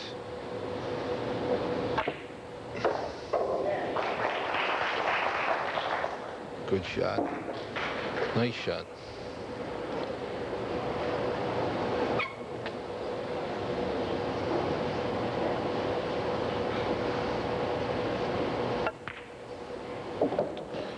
Jimmy's playing very well. In the past few tournaments, he's done rather well. Yeah, this was a very good rack for him, so we are tied at 1 as Jimmy Mataya has a smooth trip through that rack. He's ranked 13th, Mataya, right now. You know, he had a time there where he wasn't in the top 16 at all. And then he got serious again, just like I did. You know, I have to keep putting that in. That's true. That's true. You're ranked number 3 in the world right now. How they look down there? They froze on that one? They froze on that one? I guess. Okay. Let's rumble. Wants to make sure. Mataya's questioning the rack. Wants to make sure the 1 is frozen. Very important factor in racking. 9-ball, all balls have to be frozen. Oh, what's the 9? There goes 9. Nope. Almost. 9 almost won.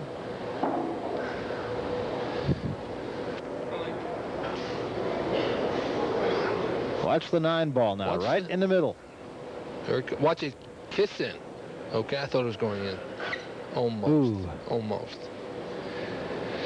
Jim has got a pretty decent run out here. Pretty boy Floyd. He's going to have to shoot the 2 in the side right here and float down to make sure that he's somewhere down here for the 3 ball. Soft shot. Oh, perfect. Okay, good shot, Jim. Now, he's got to go all the way back. He's got to go off the 3, come back up here, and try to make the 4-9. Okay, he's going to shoot the 3, straight up the rail, come back up here. He's dead straight. He's dead straight. It looks like he's drawing straight back with low left-hand English. There it is. Nope, first one was right. I was perfect. Routinely perfect. Now he's got 2 choices. He can shoot the 4, or he can shoot the 9. I think what he should do is go for the run out. It's a simple, easy run out. Or he can play the combination. Looking it over. What would you do, Barry? I'm a crap shooter. I would play the 9. Combination. I would play the 9 only because I have no confidence in myself to run a table out. Well, he does. He does.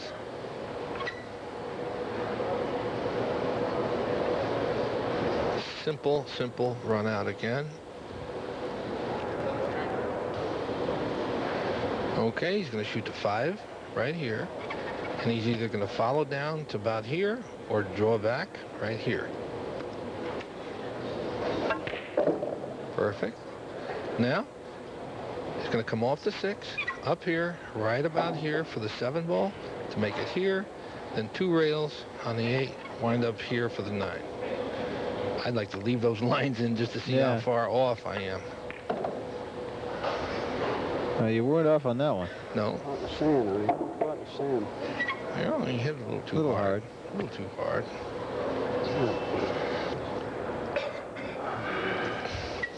Now he could either slow roll this or go all the way over to the left-hand side of the table. He got a little bit too far. There it is, perfect. Nice and easy shot. Simple run out.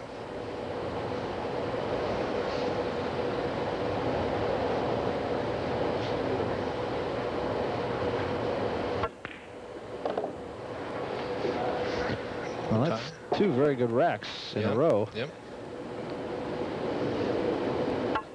There it is. 2 games to 1. Jimmy Mataya on a real roll right now and making it look easy. Mataya leads Jimmy Archer 2 games to 1. We'll be back. Well, Jimmy Mataya having his moment in the sun in this men's semifinal match. Johnny Archer at 19 years old may have to wait for another day. Mataya leading 7 games to 2. Go ahead, Johnny. Why? Well, Johnny pushed out and left Jimmy a very tough shot to recover from. And Jimmy just said, shoot, Johnny.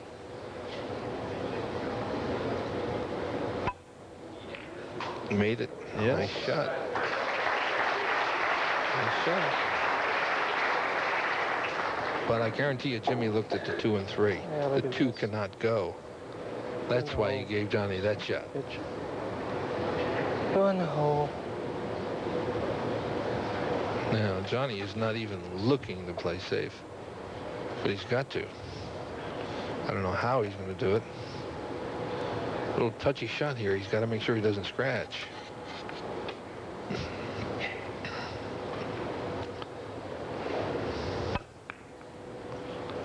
Good shot. Great shot right there. I don't know which shot was better, the 1 or the 2. That's a great shot right there. Well, it's easy to give compliments when you got a 7-2 lead. That was a great shot there. All I can tell you. Well, Jimmy is snookered behind a 3. He's got a couple of outs. He could curve it around the 3, in between the 4 and 5, and come back out here and try to hit the 2 this way. He could possibly go off the rail and try to hit it this way. Looks like he's trying to jump it. Have to hurry. Well, he massed it. Massed it, didn't hit it. But he's 7-2. He can do almost anything he wants right now. Watch the ball curve. Bing. Too much masse. Watch it go. Bing. Oh. That's what Curtis Strange does to a golf ball. Yes, that's right, on an undulating green.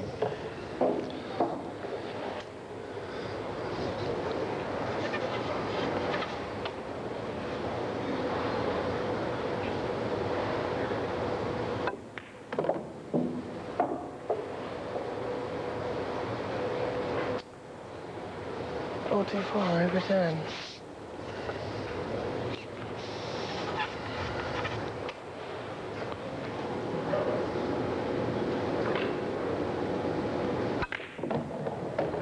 Okay. Made a nice shot. But in this situation, he better not make too many of those. Just like the other combination was before, how easy it was, he missed it.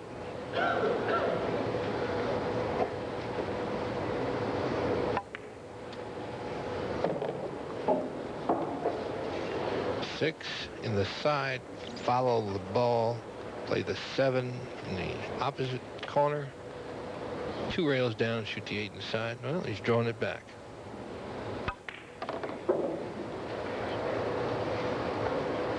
Perfect shot. You know, left-handers and right-handers sometimes take different ways of shooting these balls in playing position. You normally want to play for the side that you're most comfortable on. If I shoot, I want to play for the left side because I can reach more balls. If Johnny or Matthias shoots, or anybody who's right-handed wants to play for the right side. So it really does matter where you position your ball, basically, so that you're more comfortable at the table. So this for 7-3, and Archer not done yet. So Johnny Archer, little Johnny from Twin City, Georgia, gets within 4. 7-3 now. Jimmy Matias still with a commanding lead over Johnny Archer, but it's Archer that's at the table and had made a rather nice run to win that game. He better make a few nice runs to win a few nice games.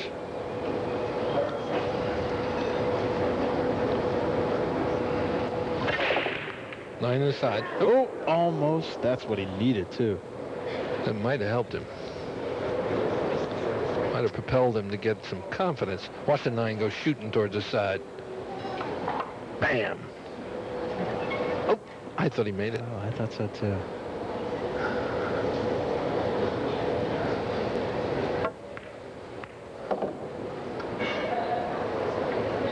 You know, I think in all our matches so far, we haven't had the 9 go on the break. I don't believe we have.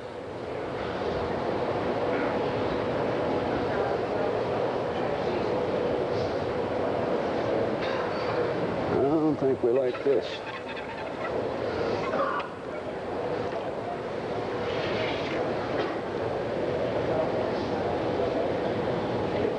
Jimmy said he thinks he doesn't like this. Yes. Well,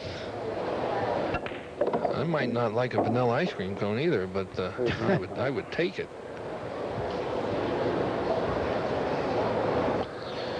Okay, he's got a little problem. The problem he's got is right in the middle of the table, the 4 and 9. He has to make the 3, come off the rail, come over here, and try to get into position so he can shoot this 4 ball in the side pocket.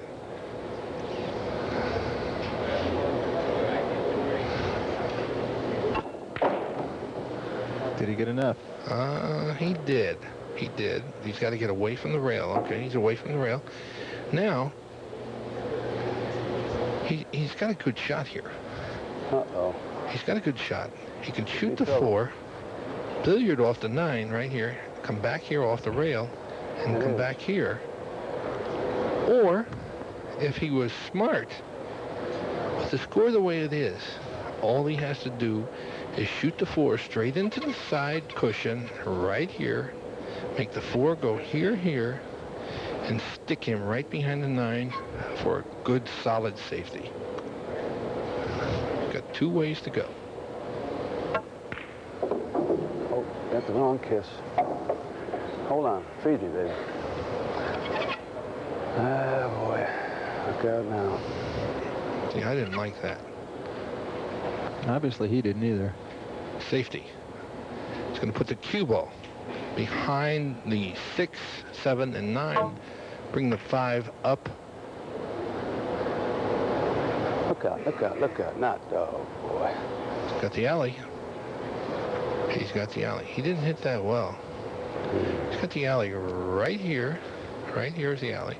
He can shoot right down between all these balls and make this ball. Johnny should win another game. He's got to get position on the 6. He's got to clear the 8 when he comes up the table.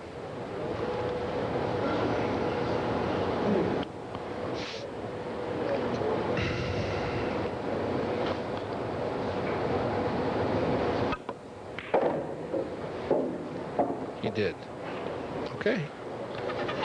Back in the ball game, as we say. Yes, yes. Bottom of the 9th, 1 out. Still got a couple of swings left. 7-4. 1 man on base.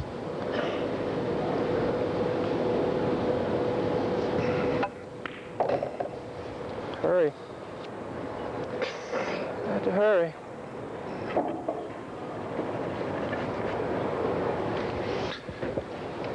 He was a little light with that.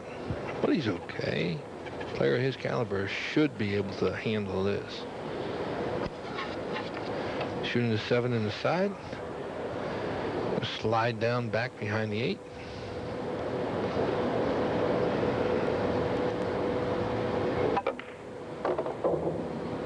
Hit it hard. He did. Johnny's talking to him now. Yeah. That's good.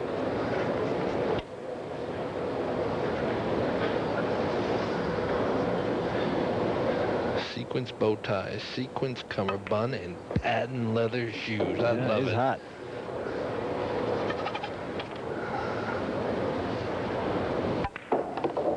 It is for 7-4. So he ain't dead yet. That ball flat. And Johnny Archer back within 3. Taya, Eva, and Jimmy. I wouldn't have my wife sit so close because I would be looking at her all the time for suggestions. Look what happened here. He didn't make anything. Left Jimmy behind the 9. Let's see him kick this one in. He's in trouble here. I got 7 balls past the side. I got 7 balls on past the spot. Hear what Johnny's saying? Yeah. He's got 7. He hit him perfect. 7 balls went to the Oh, I upper gotta half push. of the table. Pushing. It's pushing. Now, what Jimmy did is he snookered himself. And the reason why he snookered himself is because he can hit the rail and hit the 1. He doesn't want to leave Johnny an open shot, so he had to do that. He couldn't hit the 1 ball from behind the 9, so he pushed and snookered himself someplace else. Johnny's looking at trying to kick at the 1 himself.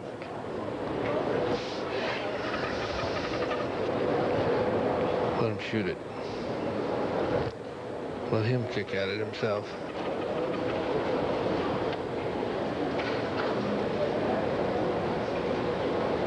Johnny looked over the shot clock.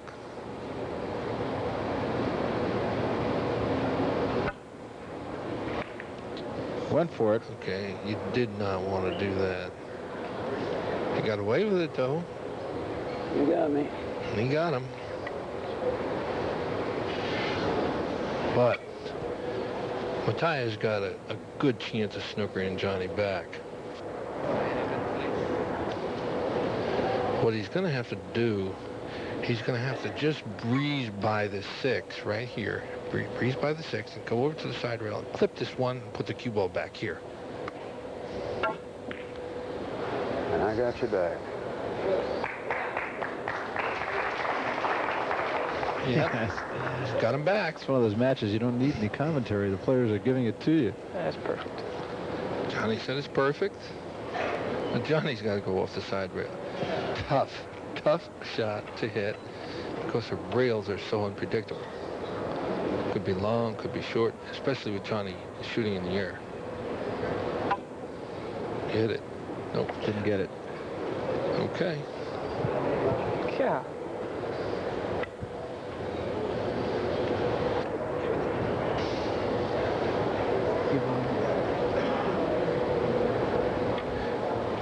He's got one major problem right here, the 5 and the 6. He does not know how to get position. Oh, look what he's doing. Look what he's looking at. He's looking at the 1 into the 9, into the 7 right here, and carrying the 9 in the pocket. That's what he's looking at. Now, that would be an interesting combination. Watch it.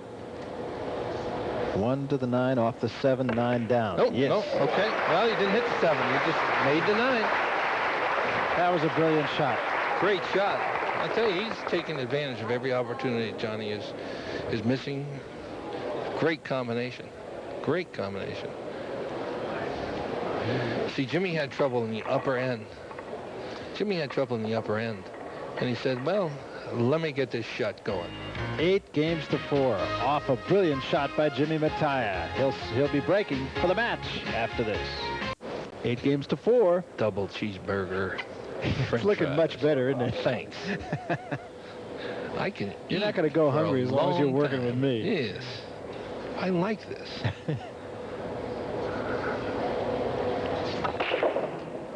So Jimmy Mataya now 8 games to 4. Remember, the first player to 9. Mataya getting a good break here. Balls dropping all over the place. But he's got to make a combination. And 8 to 4, you shoot it to cash. Shoot this combination. Yeah, how do you like that? It's a tough shot. Here's the 1. And it looks like here's the 8. He's going to have to shoot the 8 in here. Okay. I think he should shoot the combination. Move your way, but I can't. Okay. Yep, he's shooting it. Said okay. Now let's see if it's okay. Not an easy combination. I think he'll make it. Oh, played safe. Played safe. And he got away with a save. He really did. Unless the 1 and the 4 are in line with the lower right-hand corner.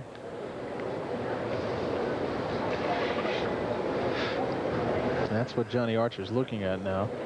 He's looking for the combination. He can make it. I can tell you now he can make it. He's looking at it and he can make it.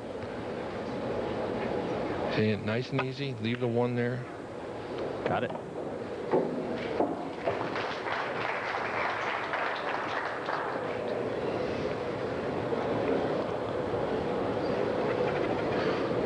Well, the position, he cannot hit the 1. It looks like he's going to the side.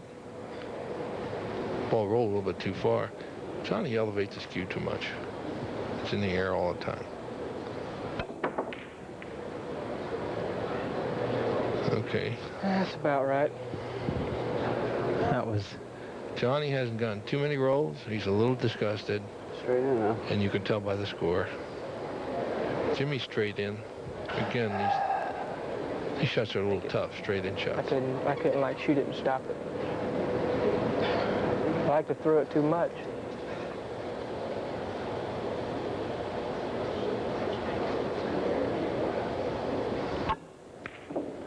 Oh, we got a break.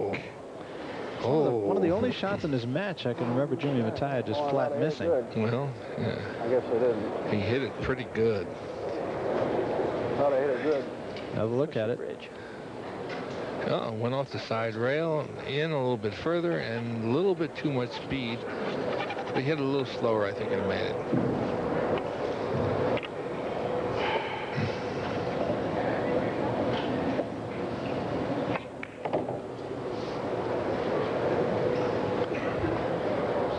Ever hear of climbing the Empire State Building? That's what he's doing. What he's got to do. What he's got to do is climb the Empire State Building.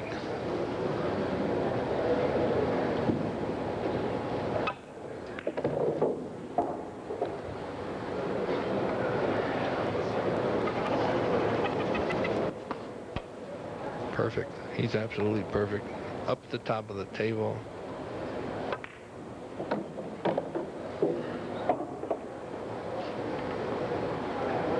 Little draw to the end rail. Draw to the side rail. Straight back.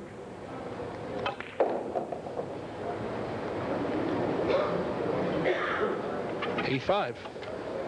Things can turn around quickly. Well, Johnny Archer is a long way back, but this was a very good game for him. And it came as a result of Jimmy Mataya missing the only shot that he has missed in this entire match. Still, Mataya leads by 3 games. So Archer to break. He missed that shot and did a dance. I don't know. You didn't catch the dance. I did. Left foot went in the air and the right foot went out. And his butt went on the seat. And it might stay there. Yes.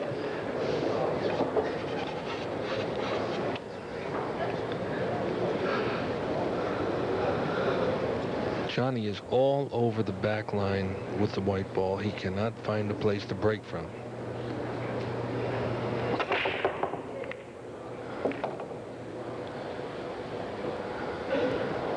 Oh, no. It's not good. Johnny can't get a break. A fraction of an inch further, the 1 and the 5 would have been separated, and he would have been able to make the 1.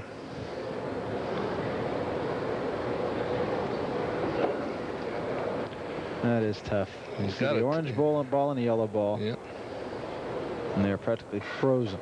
Now what he's going to try to do, He's going to try to put the 1 over the side rail. He's going to try to put the 1 over to the side rail right about here and try to drag the cue ball up here behind this 6. Oh, push out. Push out. Oh, Johnny, don't do that. He's pushing out. He had a perfect save. I sorry to coach. No, that's all right. That's. Oh boy, what a perfect save he had. Now, I would not be surprised if Mataya does what I put down for Archer.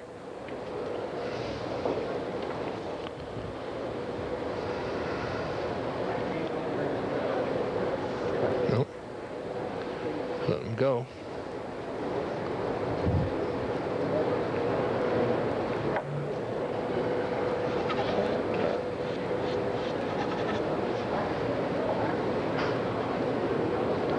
I still think he's got the same shot.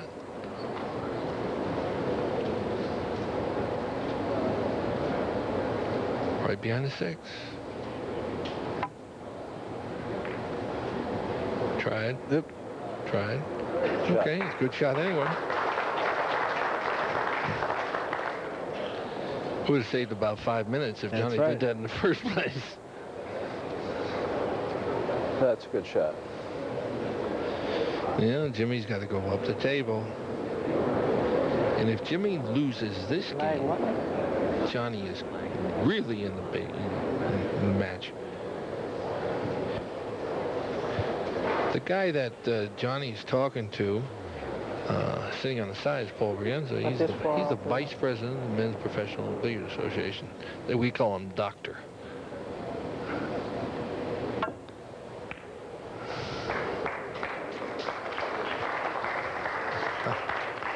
Jimmy is doing everything right. Everything.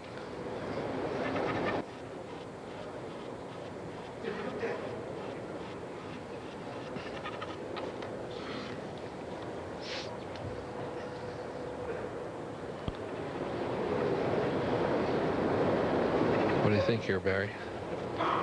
What should he do? Well, that's why you're the color commentator.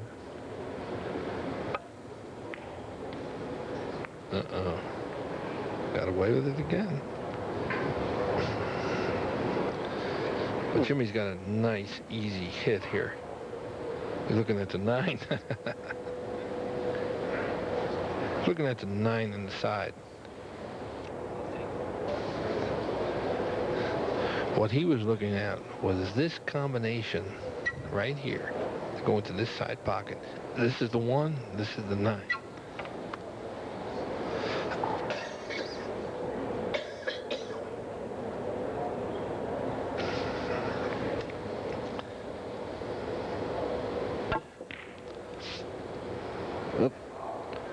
Well, he hit it. He hit it. He wasn't realistically looking at that combination. He was dreaming. Wishful thinking. Dreaming.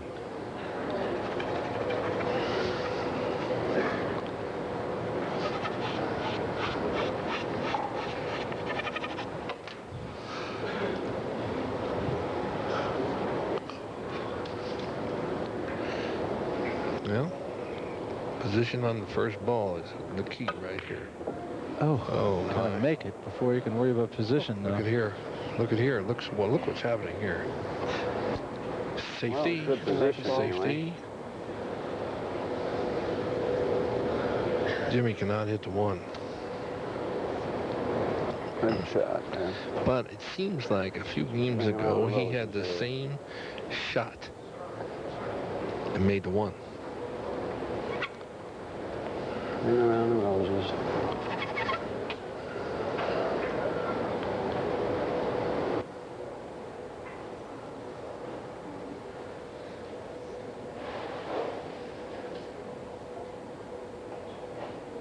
Kick it off the side rail. Oh, almost did it again.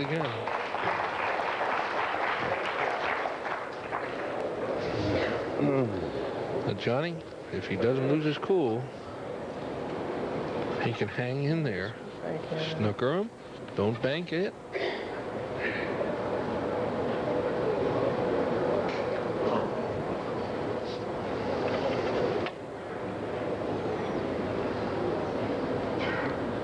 Looks like he's playing safe. Oh, no. Yep, played safe. Good shot.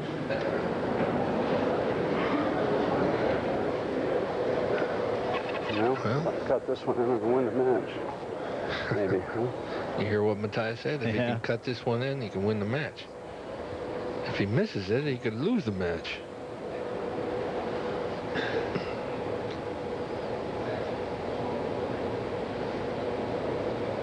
Tough shot.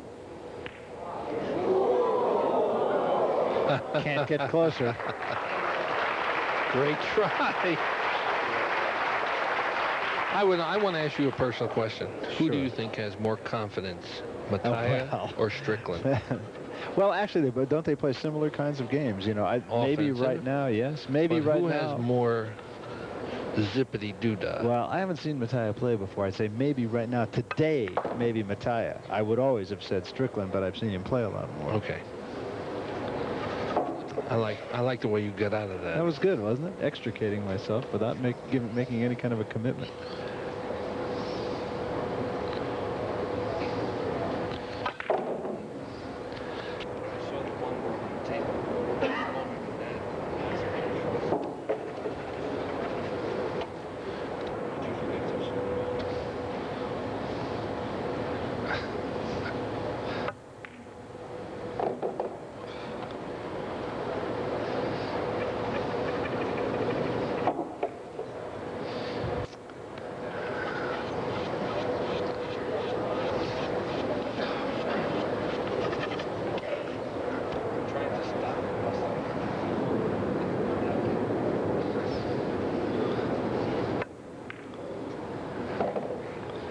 Look out. Look out. Did he get himself? He did not want to hit the 6. He did. He's got no shot. But Johnny's got to be patient, Barry. He's got to be patient.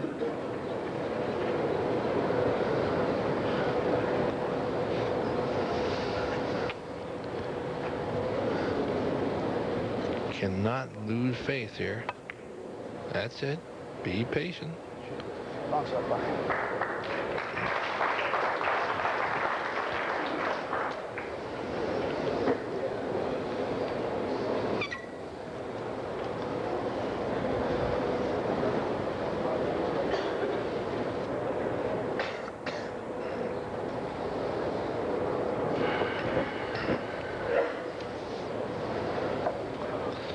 Well, if I was Jimmy, shoot the bank. Get it over with.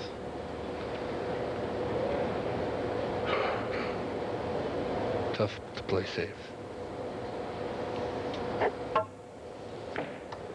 He did. He made it. Did, and he got it. What a great shot. Pretty boy. We forgot to mention his name. Oh, Pretty boy Floyd. I love it. He needs his hat. Jim Mataya. That closed him out. This for the match. The whole big shot was a 6. This to put him into the semifinal. And does. Jimmy Mataya. The door was open, and Jimmy Mataya ran right through it. Kiss from his wife, Eva. And a good win for him, beating a very good player. He acknowledges the crowd. Plays to the crowd really well, actually. Jimmy Mataya wins at 9-5 over Johnny Archer. He moves on through to the semifinal. Let's take a look at the key shot once more as we go away to break. And that was the shot right here.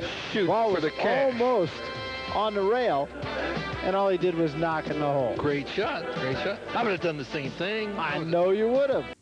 Jimmy Mataya is the winner over 19-year-old Johnny Archer. 9 games to 5 in the quarterfinals. He is on through to the semifinals. He'll play the winner of the Kim Davenport-Grady Mathews match. And right now, he is bedecked with sunglasses with Steve Mizrak. Steve? Jim, I like the glasses. Better than that, I like the match. You miss one ball. Experience played through. And what do you think? Well, I felt good today. Usually, Steve, if I feel good, I'll play good. You know as well as I do that a lot of this game is in your mind. And today I went outside, took a little walk around, got some fresh air, and got my head right, and I came in feeling good. Tell me, why don't you take off your glasses? These lights are too bright for me. That's not what you told me. No, the lights are bright. Say, listen. Tell me why you told me.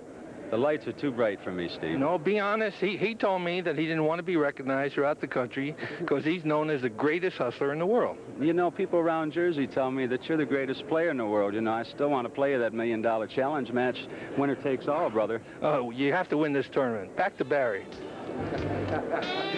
Well, there's no question about it. Does get sunny in here, and there is Eva Mataya, his wife, appreciating it all, and why not? He's got a real chance to win this tournament. Well, tonight's Rack and our entire crew inviting you to join us next week for the match between Kim Davenport and Grady Mathews, the other men's quarterfinal match. Hello, everybody. I'm Barry Tompkins. Once more, speaking of champions, the 4-time U.S. Open champion and 3-time World Open champion, Steve Mizrak, my partner once again this year. Men's quarterfinal match, and we've said this on other occasions, Steve, but this really seems to be another one of those classic matchups. It's a tough match.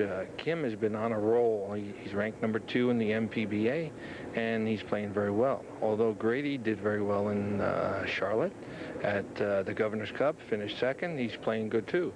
Anything can happen in this match. Here again, the great equalizer, the television lights, and both of these players seem able to deal with that. Well, both of these guys are novice at the television lights. They have not appeared on the TV before. If it's going to affect anybody, it's liable to affect Grady more than Kim. All right, let's take a look at your scorecard. Run it down for us. Kim has a powerful break. He just beat me in Reno on the break, basically. Position play, I like Mathews. Plays more straight pool.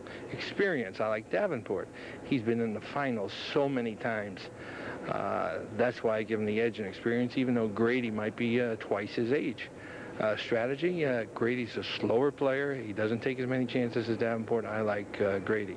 And pressure, I think Davenport can handle the pressure a little bit better because of the TV. Two very diverse personalities in this quarterfinal match, Mathews and Davenport. Mathews, they call the professor. Davenport, a little bit more exuberant. It's the Brunswick World Open 9-ball championships. We're at Caesars Palace here in Las Vegas. I'm Barry Tompkins, along with Steve Mizrak. Quarterfinal action now. Grady Mathews, the professor, against Kim Davenport. Davenport on the left, Mathews on the right, the lag. Two contrasting styles. Kim is very quick, very wide open. The lag. Look at that lag, frozen to the rail. Can't do it much better than that, can you? Grady is slow. He takes his time. He thinks. Grady, when he was touring the country playing pool, his younger youth, came in one time, overalls, long hair. It was a sight to behold. I called him the farmer. So here are the rules, and the rules are just about as easy as can be. The basic bottom line is you win on the 9-ball, but you have to shoot the balls in order. First player to get to 9 wins the match. This, the last quarterfinal match, and after this, the semifinal, final 4, if you will have been decided. There's the break by Mathews. Good player, good player. Almost won the Carolinas Cup this year. From Chapin, South Carolina. Uh-oh.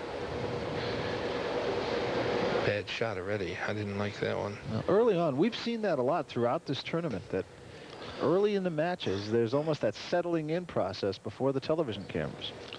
Well, neither one of these two guys have been in front of the TV. Davenport is the second hottest guy on the tour right now. Playing great, breaking well, using his noggin, so to speak, thinking a lot about what to do, where to leave his opponent. Good breaker, very good breaker. Hits him hard, tries to control the ball. From Modesto, California, that's in the valley, becoming a very hot area, as a matter of fact. Hot literally and figuratively. Just got married recently. Married a lady by the name of Aida, like the opera. Nice lady, too.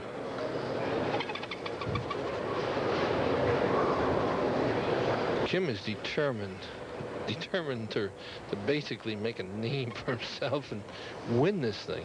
I don't blame him. This put a feather in anybody's cap. To win on national television, win a lot of money, win for the World Open for Brunswick.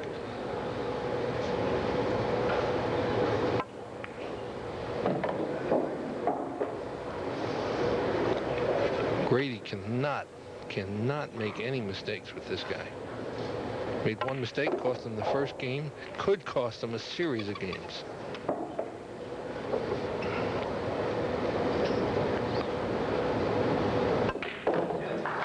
No problem there. Notice how quick.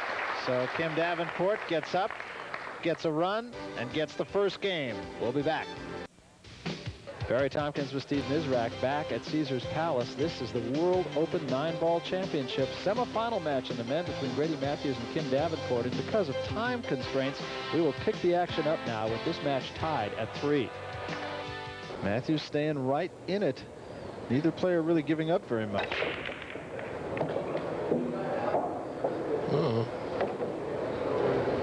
Grady could take the lead here, and I think he will.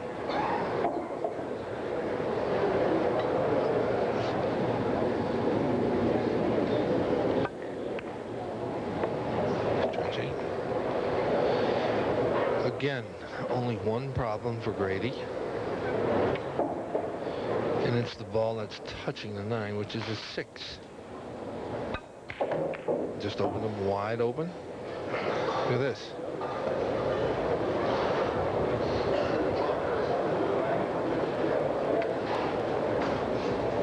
Grady's getting some rolls. Nope. Ooh. Gave it a shot for the Grady's 9. getting some rolls, it looks like. Oh, boy. I've seen him like it. Playing wide open. Kim said he's never seen anything like it. Well, he did the same thing to me. Those things do happen to everybody. He can make this ball. Look like the way he's aiming at it. I think he can make it.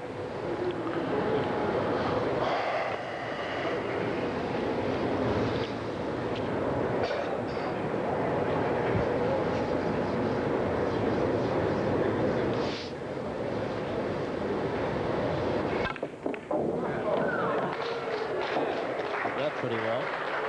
Well, that was a little luck involved there. If he didn't hit that side point, he would have been somewhere down behind the 7 and 8.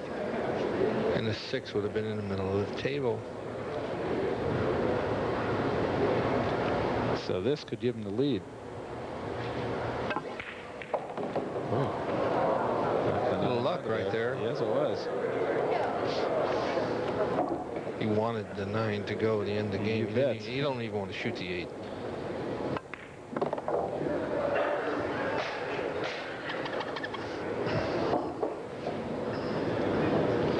So he does it the honest way. He earned it for 4-3. He earned it. That's right. Well, he earned it by making that 6, cutting in the 5, and hitting the point. There is Aida. And Doc Brienne's a very good friend, close friend to the family. There's Archer. Yeah. Sitting next to Aida. Sure would like to make one on the break. Know that. The ball. Making balls on the break go in cycles, Barry. You either make or you don't. Everything moved with the 9-ball and nothing went down. I can't believe. I'm Barry Tompkins with Steve Mizrak. You're watching Kim Davenport. He's playing Grady Mathews. This is a quarterfinal match in the Brunswick World Open 9-Ball Championships. We're at Caesars Palace in Las Vegas. 4-3. Davenport leads. First player to 9 wins the match, moves on to the semifinals. Kim cannot make a ball on the break, and he can't believe it either. Well, it happens for everybody. He's one of the players that thinks that, you know, things have to go his way basically all the time, but they don't. Everybody else has a cue in their hand. Everybody else has ability, plenty of ability at this level. Everything turns around sometimes. When you want to make a ball as bad as Kim does, they don't go. The draw all the way down the bottom rail. Don't get straight. He does not want to get straight. Yeah, I think he's a little over angle and can come off the side rail. A little high left. High right, excuse me.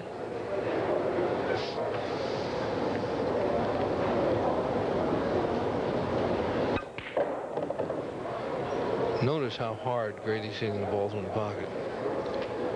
He's hitting them that hard to gain confidence. He's playing, though, very up-tempo for him, is he not? Yes, he is.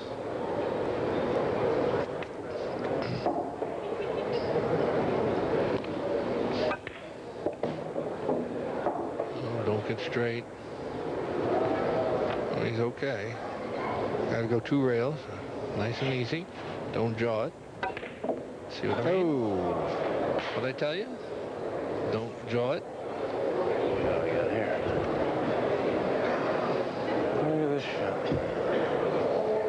Well, the professor won't like this. Had to hit that a lot easier, Barry. I mean, whenever you're going 2 rails into the cushion, unless it goes in dead clean, it's a tough shot. Left Kim nothing but a bank. And this time, even in Las Vegas, banks may be closed.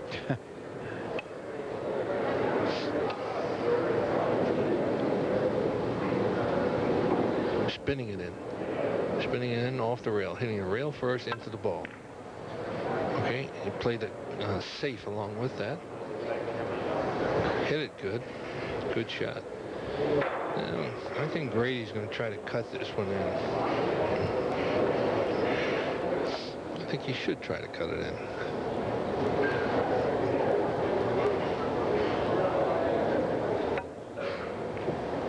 Overcut it. Fine. Oh. Well, Kim is kind of lucky that the 8 ball is close to the pocket because he's frozen on the rail.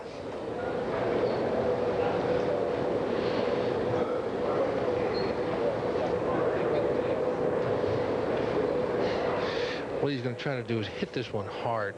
He's going to try to come off the side rail right here and go down to the bottom rail and come straight back up.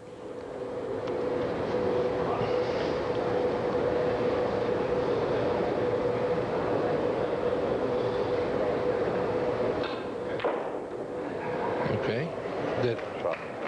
Good shot. So he needs this now to make it 5-3 for Kim Davenport and put a couple of games between himself and Grady Mathews. And he does. And his wife Aida appreciates what her husband Kim is doing. He leads by 2 games. Kim Davenport 5-3 over Grady Mathews. I'm Barry Tompkins with Steve Mizrak. We're at Caesars Palace here in Las Vegas. Brunswick World Open 9-ball championships. The event is a quarterfinal match. Winner moves on to the semifinal. There'll be 4 players left. Started with a 48-player draw.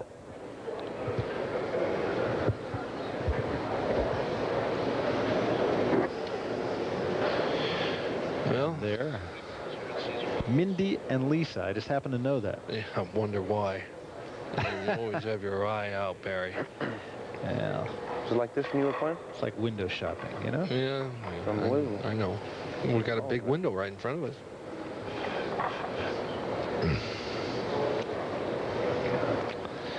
The referee's having trouble racking the balls.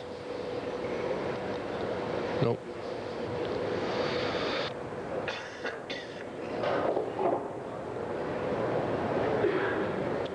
He's trying to figure out a spot on the table to break the balls from.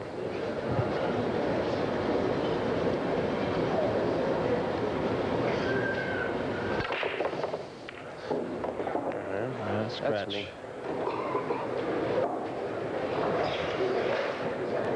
Well, he's ahead 5-3. to be a little more conservative than he is.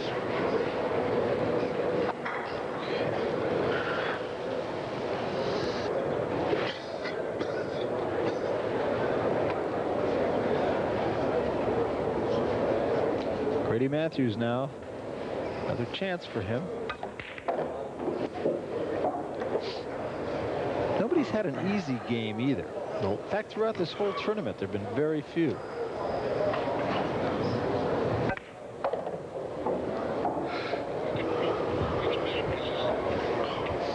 Absolutely. Every shot seems like yesterday.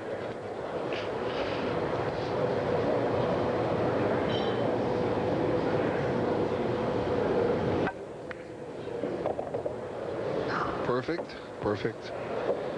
One rail off the side, back down, play position for the 6, draw back, 7, 5-4. You almost missed that one. Wobbled. As his legs wobbled, the 5 wobbled.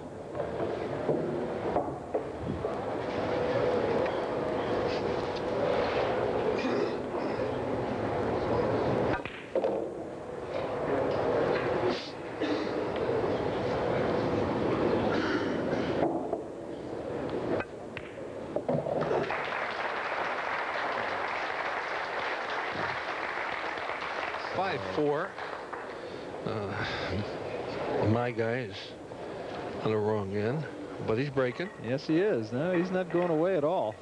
He's breaking. Good breaker. Match is still there. Good player.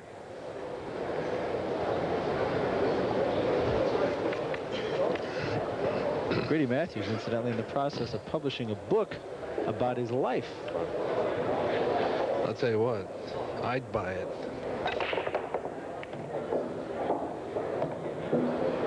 Oh, another scratch.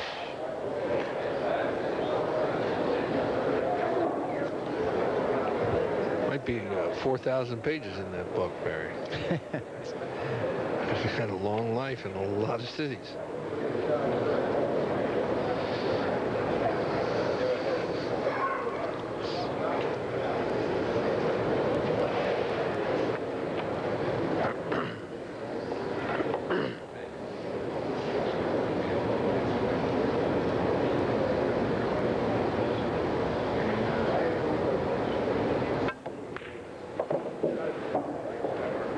Perfect.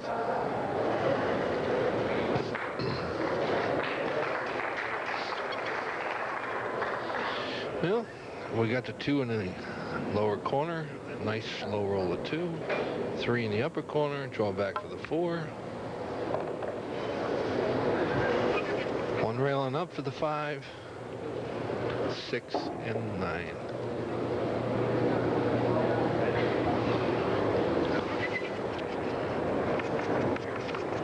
Notice Davenport chalked up there. Got down. He has to put a little extra spin on the ball, so we want to make sure that chalk was on his tip.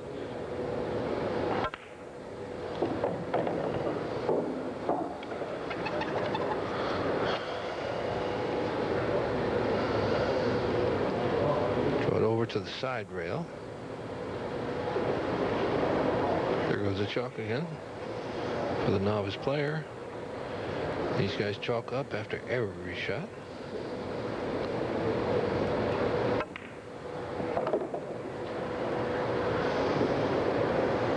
Perfect. Straight in. Stick the ball. And draw it straight back. Shoot to 9 in the corner.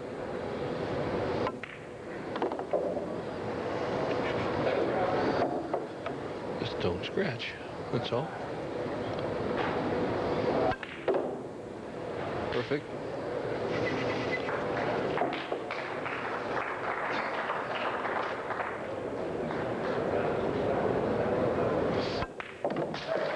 So there it is. For Kim Davenport in a 6-4 lead. Commanding lead, by the way. Yeah. So a 6-4 lead, and even though there's only 2 games separating them, it does seem as though Kim Davenport is really sort of dictating the tempo of this match. Yep. He made a ball. Congestion should be happy. down here. Well, he's not happy. I'll show you why he's not happy. The 2 ball in the right-hand corner is being blocked, even though it's right in the middle of the pocket. Hanging right there. It's being blocked by the 8. And there's not much he can do. He can try to play safe somehow. I know he's not going to cut the 1 in. This is going to be a strategic game right here. Nobody is going to make that 1 unless they can make the 2.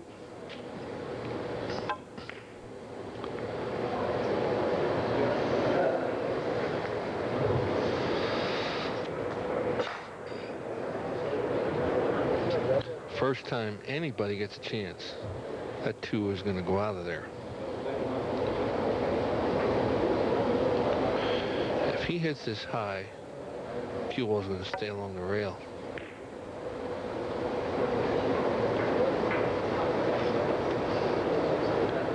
Good shot.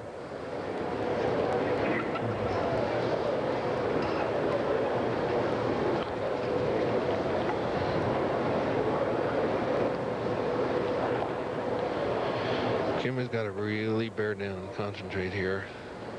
And try to bank the 1 back where he is, it looks like. Same shot he played before. Only this time he snookered Grady. But Grady can go off the side rail. Well, looks like he can curve it around. Yep.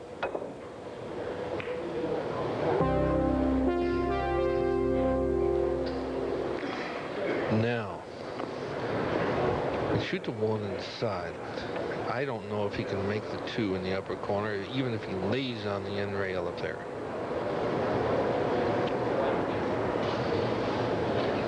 What he's going to try to do is make this 1, follow up, and try to bring the cue ball right here.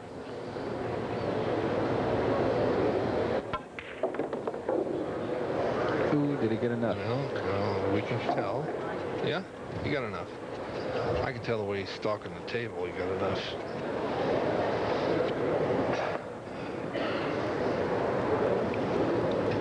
If he didn't, he'd be looking in the air and a little disgusted.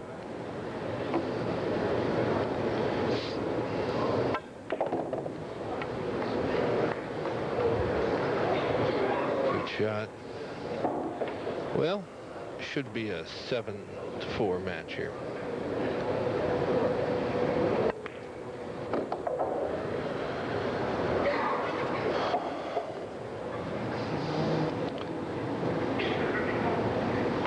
Got only 1 headache that he has to take care of. What he has to take care of is that 8 ball right down here. After he makes the 7, he's going to have to play position to make the 8 in this corner pocket and bring the cue ball all the way back the whole length of the table, either this side or this side, to make the 9. Not a difficult shot. But always when you're going 9 feet of that green felt, anything can happen. Now, you can go 3 rails, or you can pull it back and go 1 rail.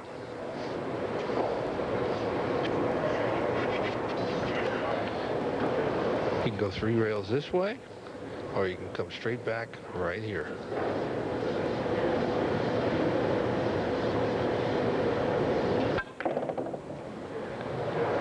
Watch the side. Look out. Oh, my.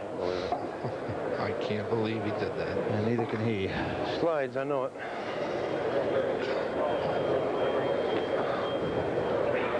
I'm back in the saddle. Yeah, that's what he's got to be thinking.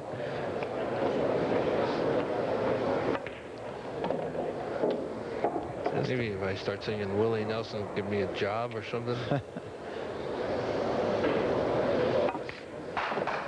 Grady Mathews with a gift game for 6-5, but he'll take it. So Mathews, just like that, back in it. Davenport 2 balls away. Let it slide. Turning point of the match when he scratched on the 8. Put Grady right back into it. Would have been 7-4. Now it's 6-5. Grady breaking.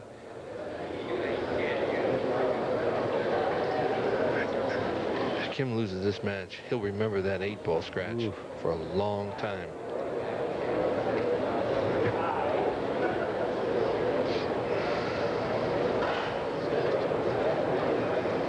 There he goes again. Carl's having trouble racking those balls.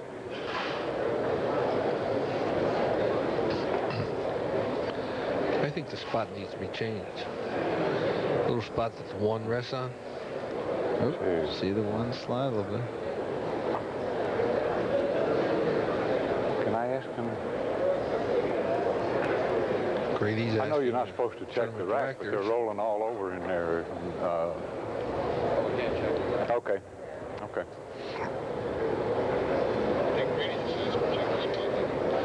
He asked him to check the rack. Grady asked him to check the rack. And good old Joe Kerr came over and said he'll do what he could do. No ball on the break again.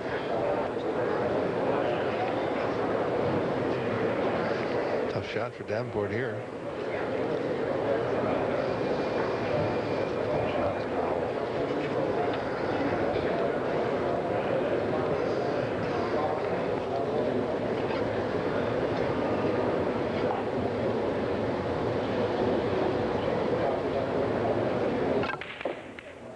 What's this?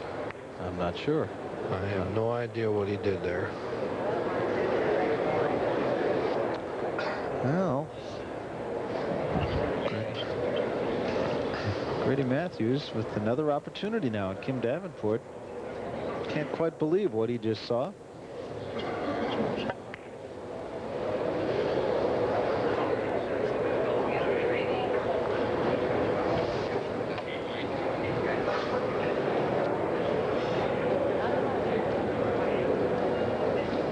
Kick off the side rail, hit the one.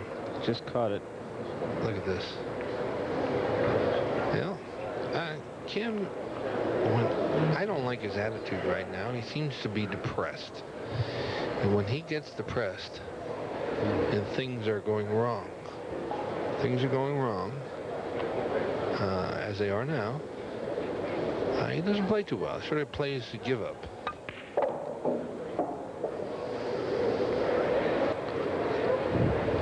Grady didn't have that. Yeah, Grady is not thinking right here for a few minutes.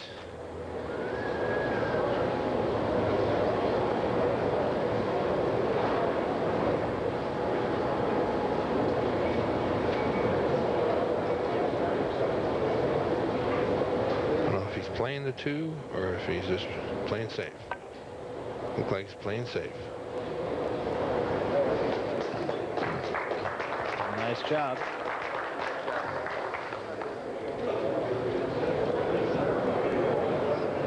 The grand old men of the MPBA are playing pretty decent. We got Grady Mathews ranked 10th. You've got Jim Mataya ranked 13th. You've got Steve Mizrak ranked number 3. I just thought I'd get that in. That was good the way he threw that. It flipped it in, actually. Well, could he make the 9 on the side? He's got to play it. Be a big lift for him. Get him back to even. He's got to play it. Nope. Oh. I'll tell you now, he tried it. Couldn't make it. He said he couldn't make it. Going back to the seat, he said he couldn't make it.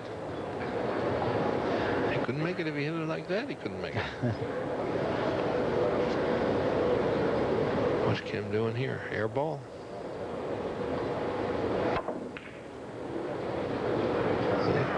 Ducking.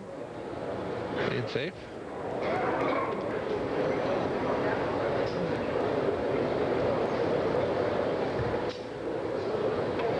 This is like a little chess game, Barry. Really is right now, and it's a real pivotal point too. Grady Mathews wins this game, and now he's 6-all. Got enough of it. Nicely played.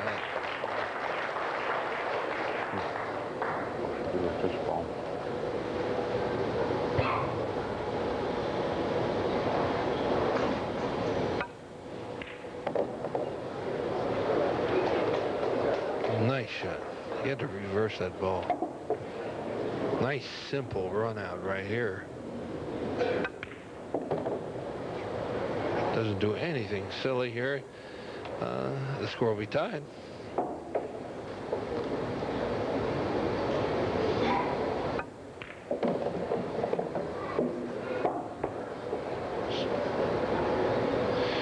Six in the corner, slide over, play the 7 in the same corner. He plays the 6 in. No. I don't know what he's trying to do. Trying to break the pockets, it looks like. Well, he's trying to cut it in. Where's he banking it? Banking it. Nicely done. Good shot. Grady's known as what they call the one-pocket champion. That's why he banks so well. And so this, and it's a gimme for 6-all. And there it is. Amazing how many close matches we have had since we got into quarterfinal play. With Steve Mizrak back at Caesars Palace here in Las Vegas. This, the Brunswick World Open 9-ball championship, the men's quarterfinals.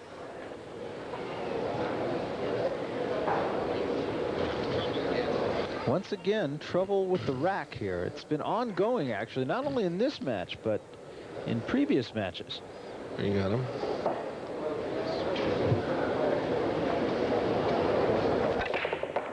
Oh, cue ball was off the table. Don't do that. Oh, my God. Do I see a combination here? 1 and 9?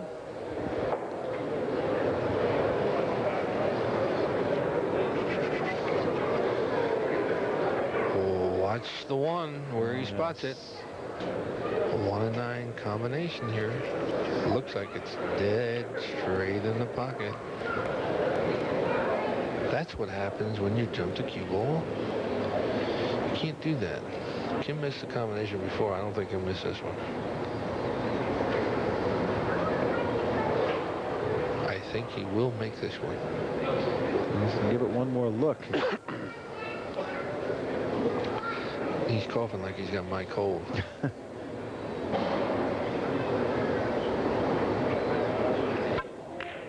Knocks it in. So there's a quickie for Kim Davenport for 7-6. And why was it quick? Why was it quick, Barry? Be a quick study. Cue ball jumped off the table on the break. Okay. How am I doing, you Coach? Got it. You got it. I like that. You pick up things real quick. Absolutely. It's osmosis. Sit next to you, I absorb it.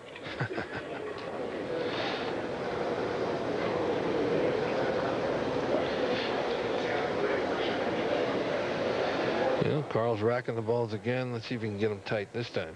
There it is, quick. All right. He must be learning. Speak about quick study.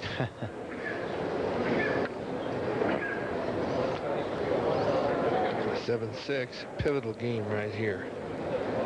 This will turn it around if Grady wins. Look out. Nothing.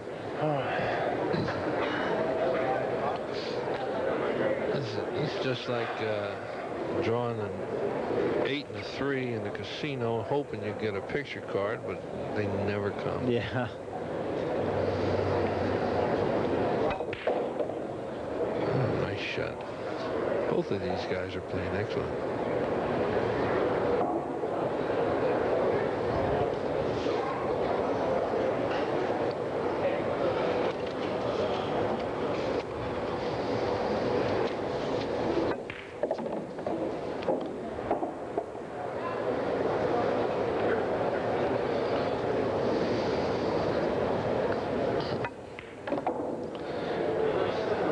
This match will play Jim Mataya in the semifinals.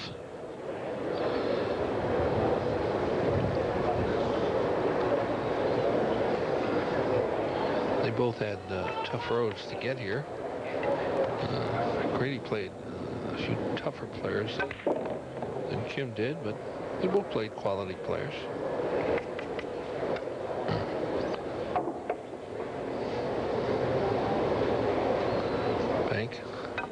Yep.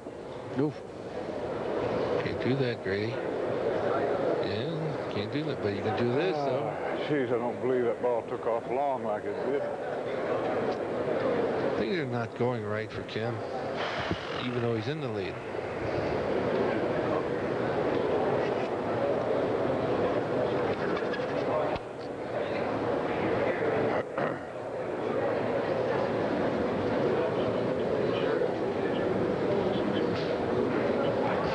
Both these players relatively quiet while they're out there, but we do have radio microphones, as we have throughout the tournament, on both players.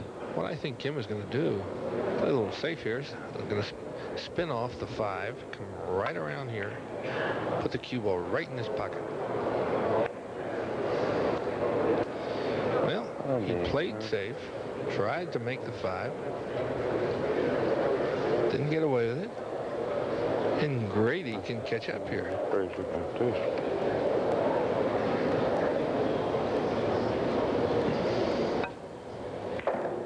Good shot. Good shot.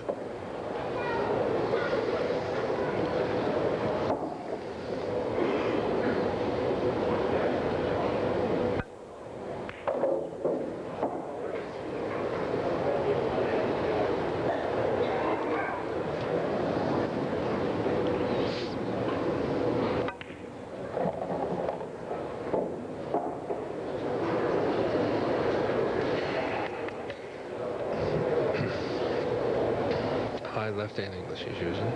Come 2 rails. That's it. So this to make it 7-all. And breaking, very big factor. I'm getting hungry. There it is. So Grady Mathews has forced this match right down to a 2-game match. There's Jim Pakula. He's the director of operations for Brunswick Billiards. He has been at every match throughout this tournament. Great fan of the sport, in addition to it being his business. I'll tell you something you didn't know. Over the past 3 years or so, Brunswick has contributed over $500,000 to pocket billiards. And it has helped out players like this, Grady Mathews and Kim Davenport. 7-all. First player to 9, remember.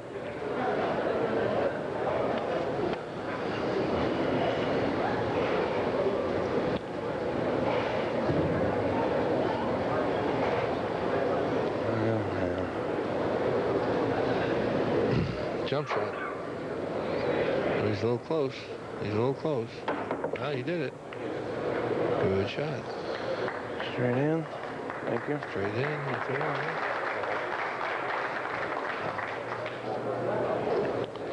Grady can put himself in the driver's seat. If he makes this 1 ball, gets out, he conceivably, in my opinion, will win the match.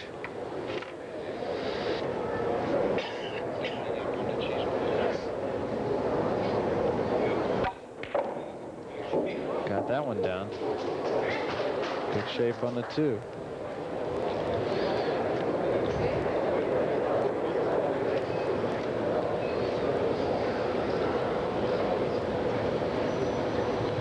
Gotta make this. Oh. Grady is giving Kim too many chances. Well, Kim is looking at the 5. He's looking for a pocket to shoot that 5 in.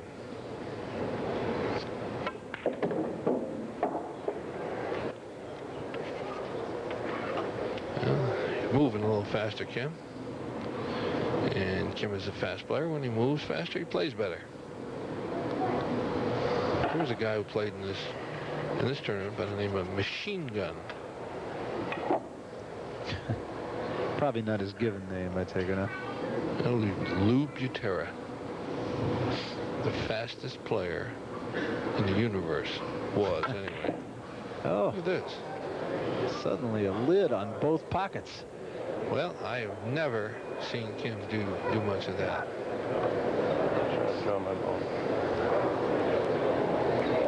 He overdrew his ball anyway.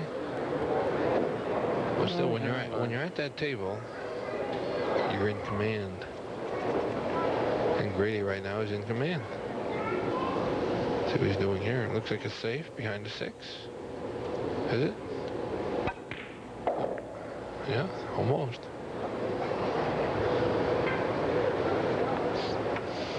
Kind of a tough shot. Long green. If he makes this, he'll win the game. Set, match, everything else. Except. Let Kim on the table again. Got away with it. Fairly tough, long shot. Kim is frustrated. He hasn't had too many easy shots to start off with.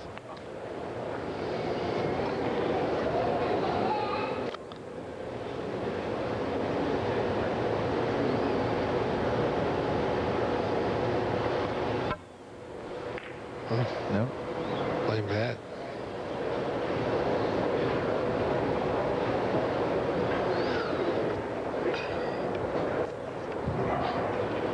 Kim Davenport, in my opinion, is playing not up to par.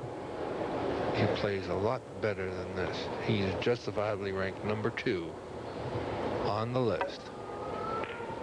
And he didn't get it either, but he's going to put it right back here. Uh-oh. Well, they both got lucky. If either one of them would have scratched, it would have been such a disadvantage to that player. I can't even tell you. This is the 15th game of this match. 7-all. Grady Mathews, Kim Davenport.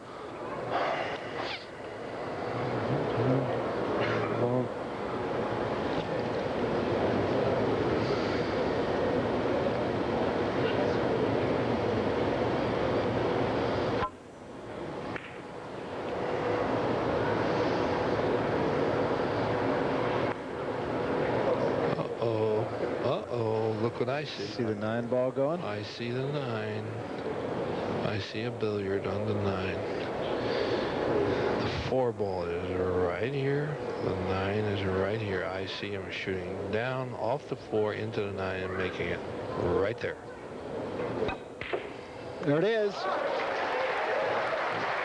Exactly as advertised, and Grady Mathews has taken advantage of an opportunity given him by Kim Davenport for an 8-7 lead. I am so hungry. And he is...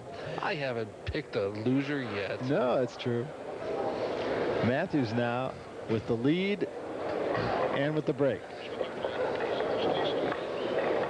Here's the prize money in this one. The winner $15,000, the runner-up $7,000. So conceivably, $12,000 riding on this match.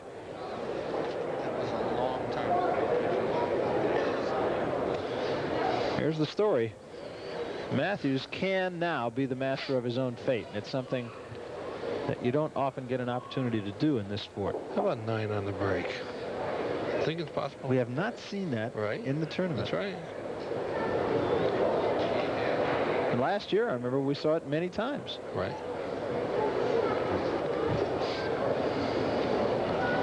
Control right here. Control that white ball. And the 9 didn't move an inch. Well, it doesn't matter right now. Uh-oh, Cosmopolitan.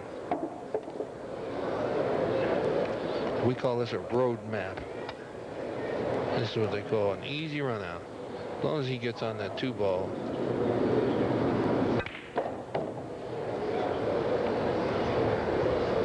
Well, you're wrong again, Barry. He's going to run out. I've got a history of that, don't I? That's why you're the pool guy.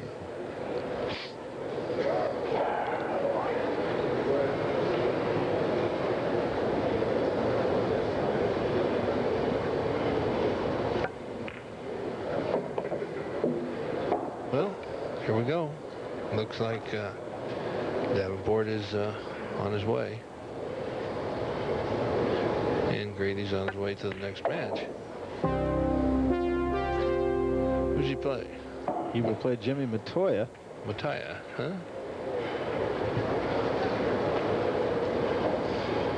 Kim is not too happy, and I don't blame him. He had a nice lead. Could have won very easily. Aida. I don't blame her. She's a little sad.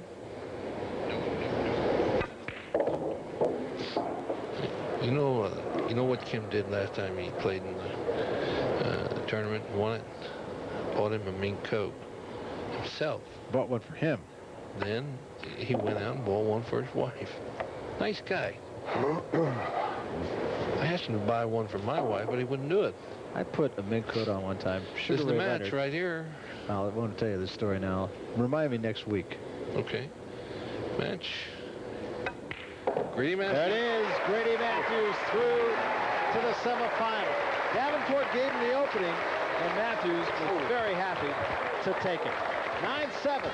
Grady Matthews defeats Kim Davenport to move into the semifinal and a match with Jimmy Mataya. Grady Matthews wins it 9-7 in another most exciting match. He'll move on into the semifinals now to play Jimmy Mataya. And right now the winner is with Steve Mizrak. Steve? Grady, it looked like you were not in the driver's seat in the middle of the match. Looked like you were going to lose it, but you came on in the end. What happened there? I just tried to maintain a good attitude. I'm having such a good time here this week. I'm getting the King's treatment, and it's the best equipment I've ever played on, and I'm really enjoying myself. And I just made up my mind to come out here and have a good time and have a good attitude, and things turned around a little bit. I got a couple of breaks and was fortunate enough to win. You played Jim Mataya in the next match. What do you think?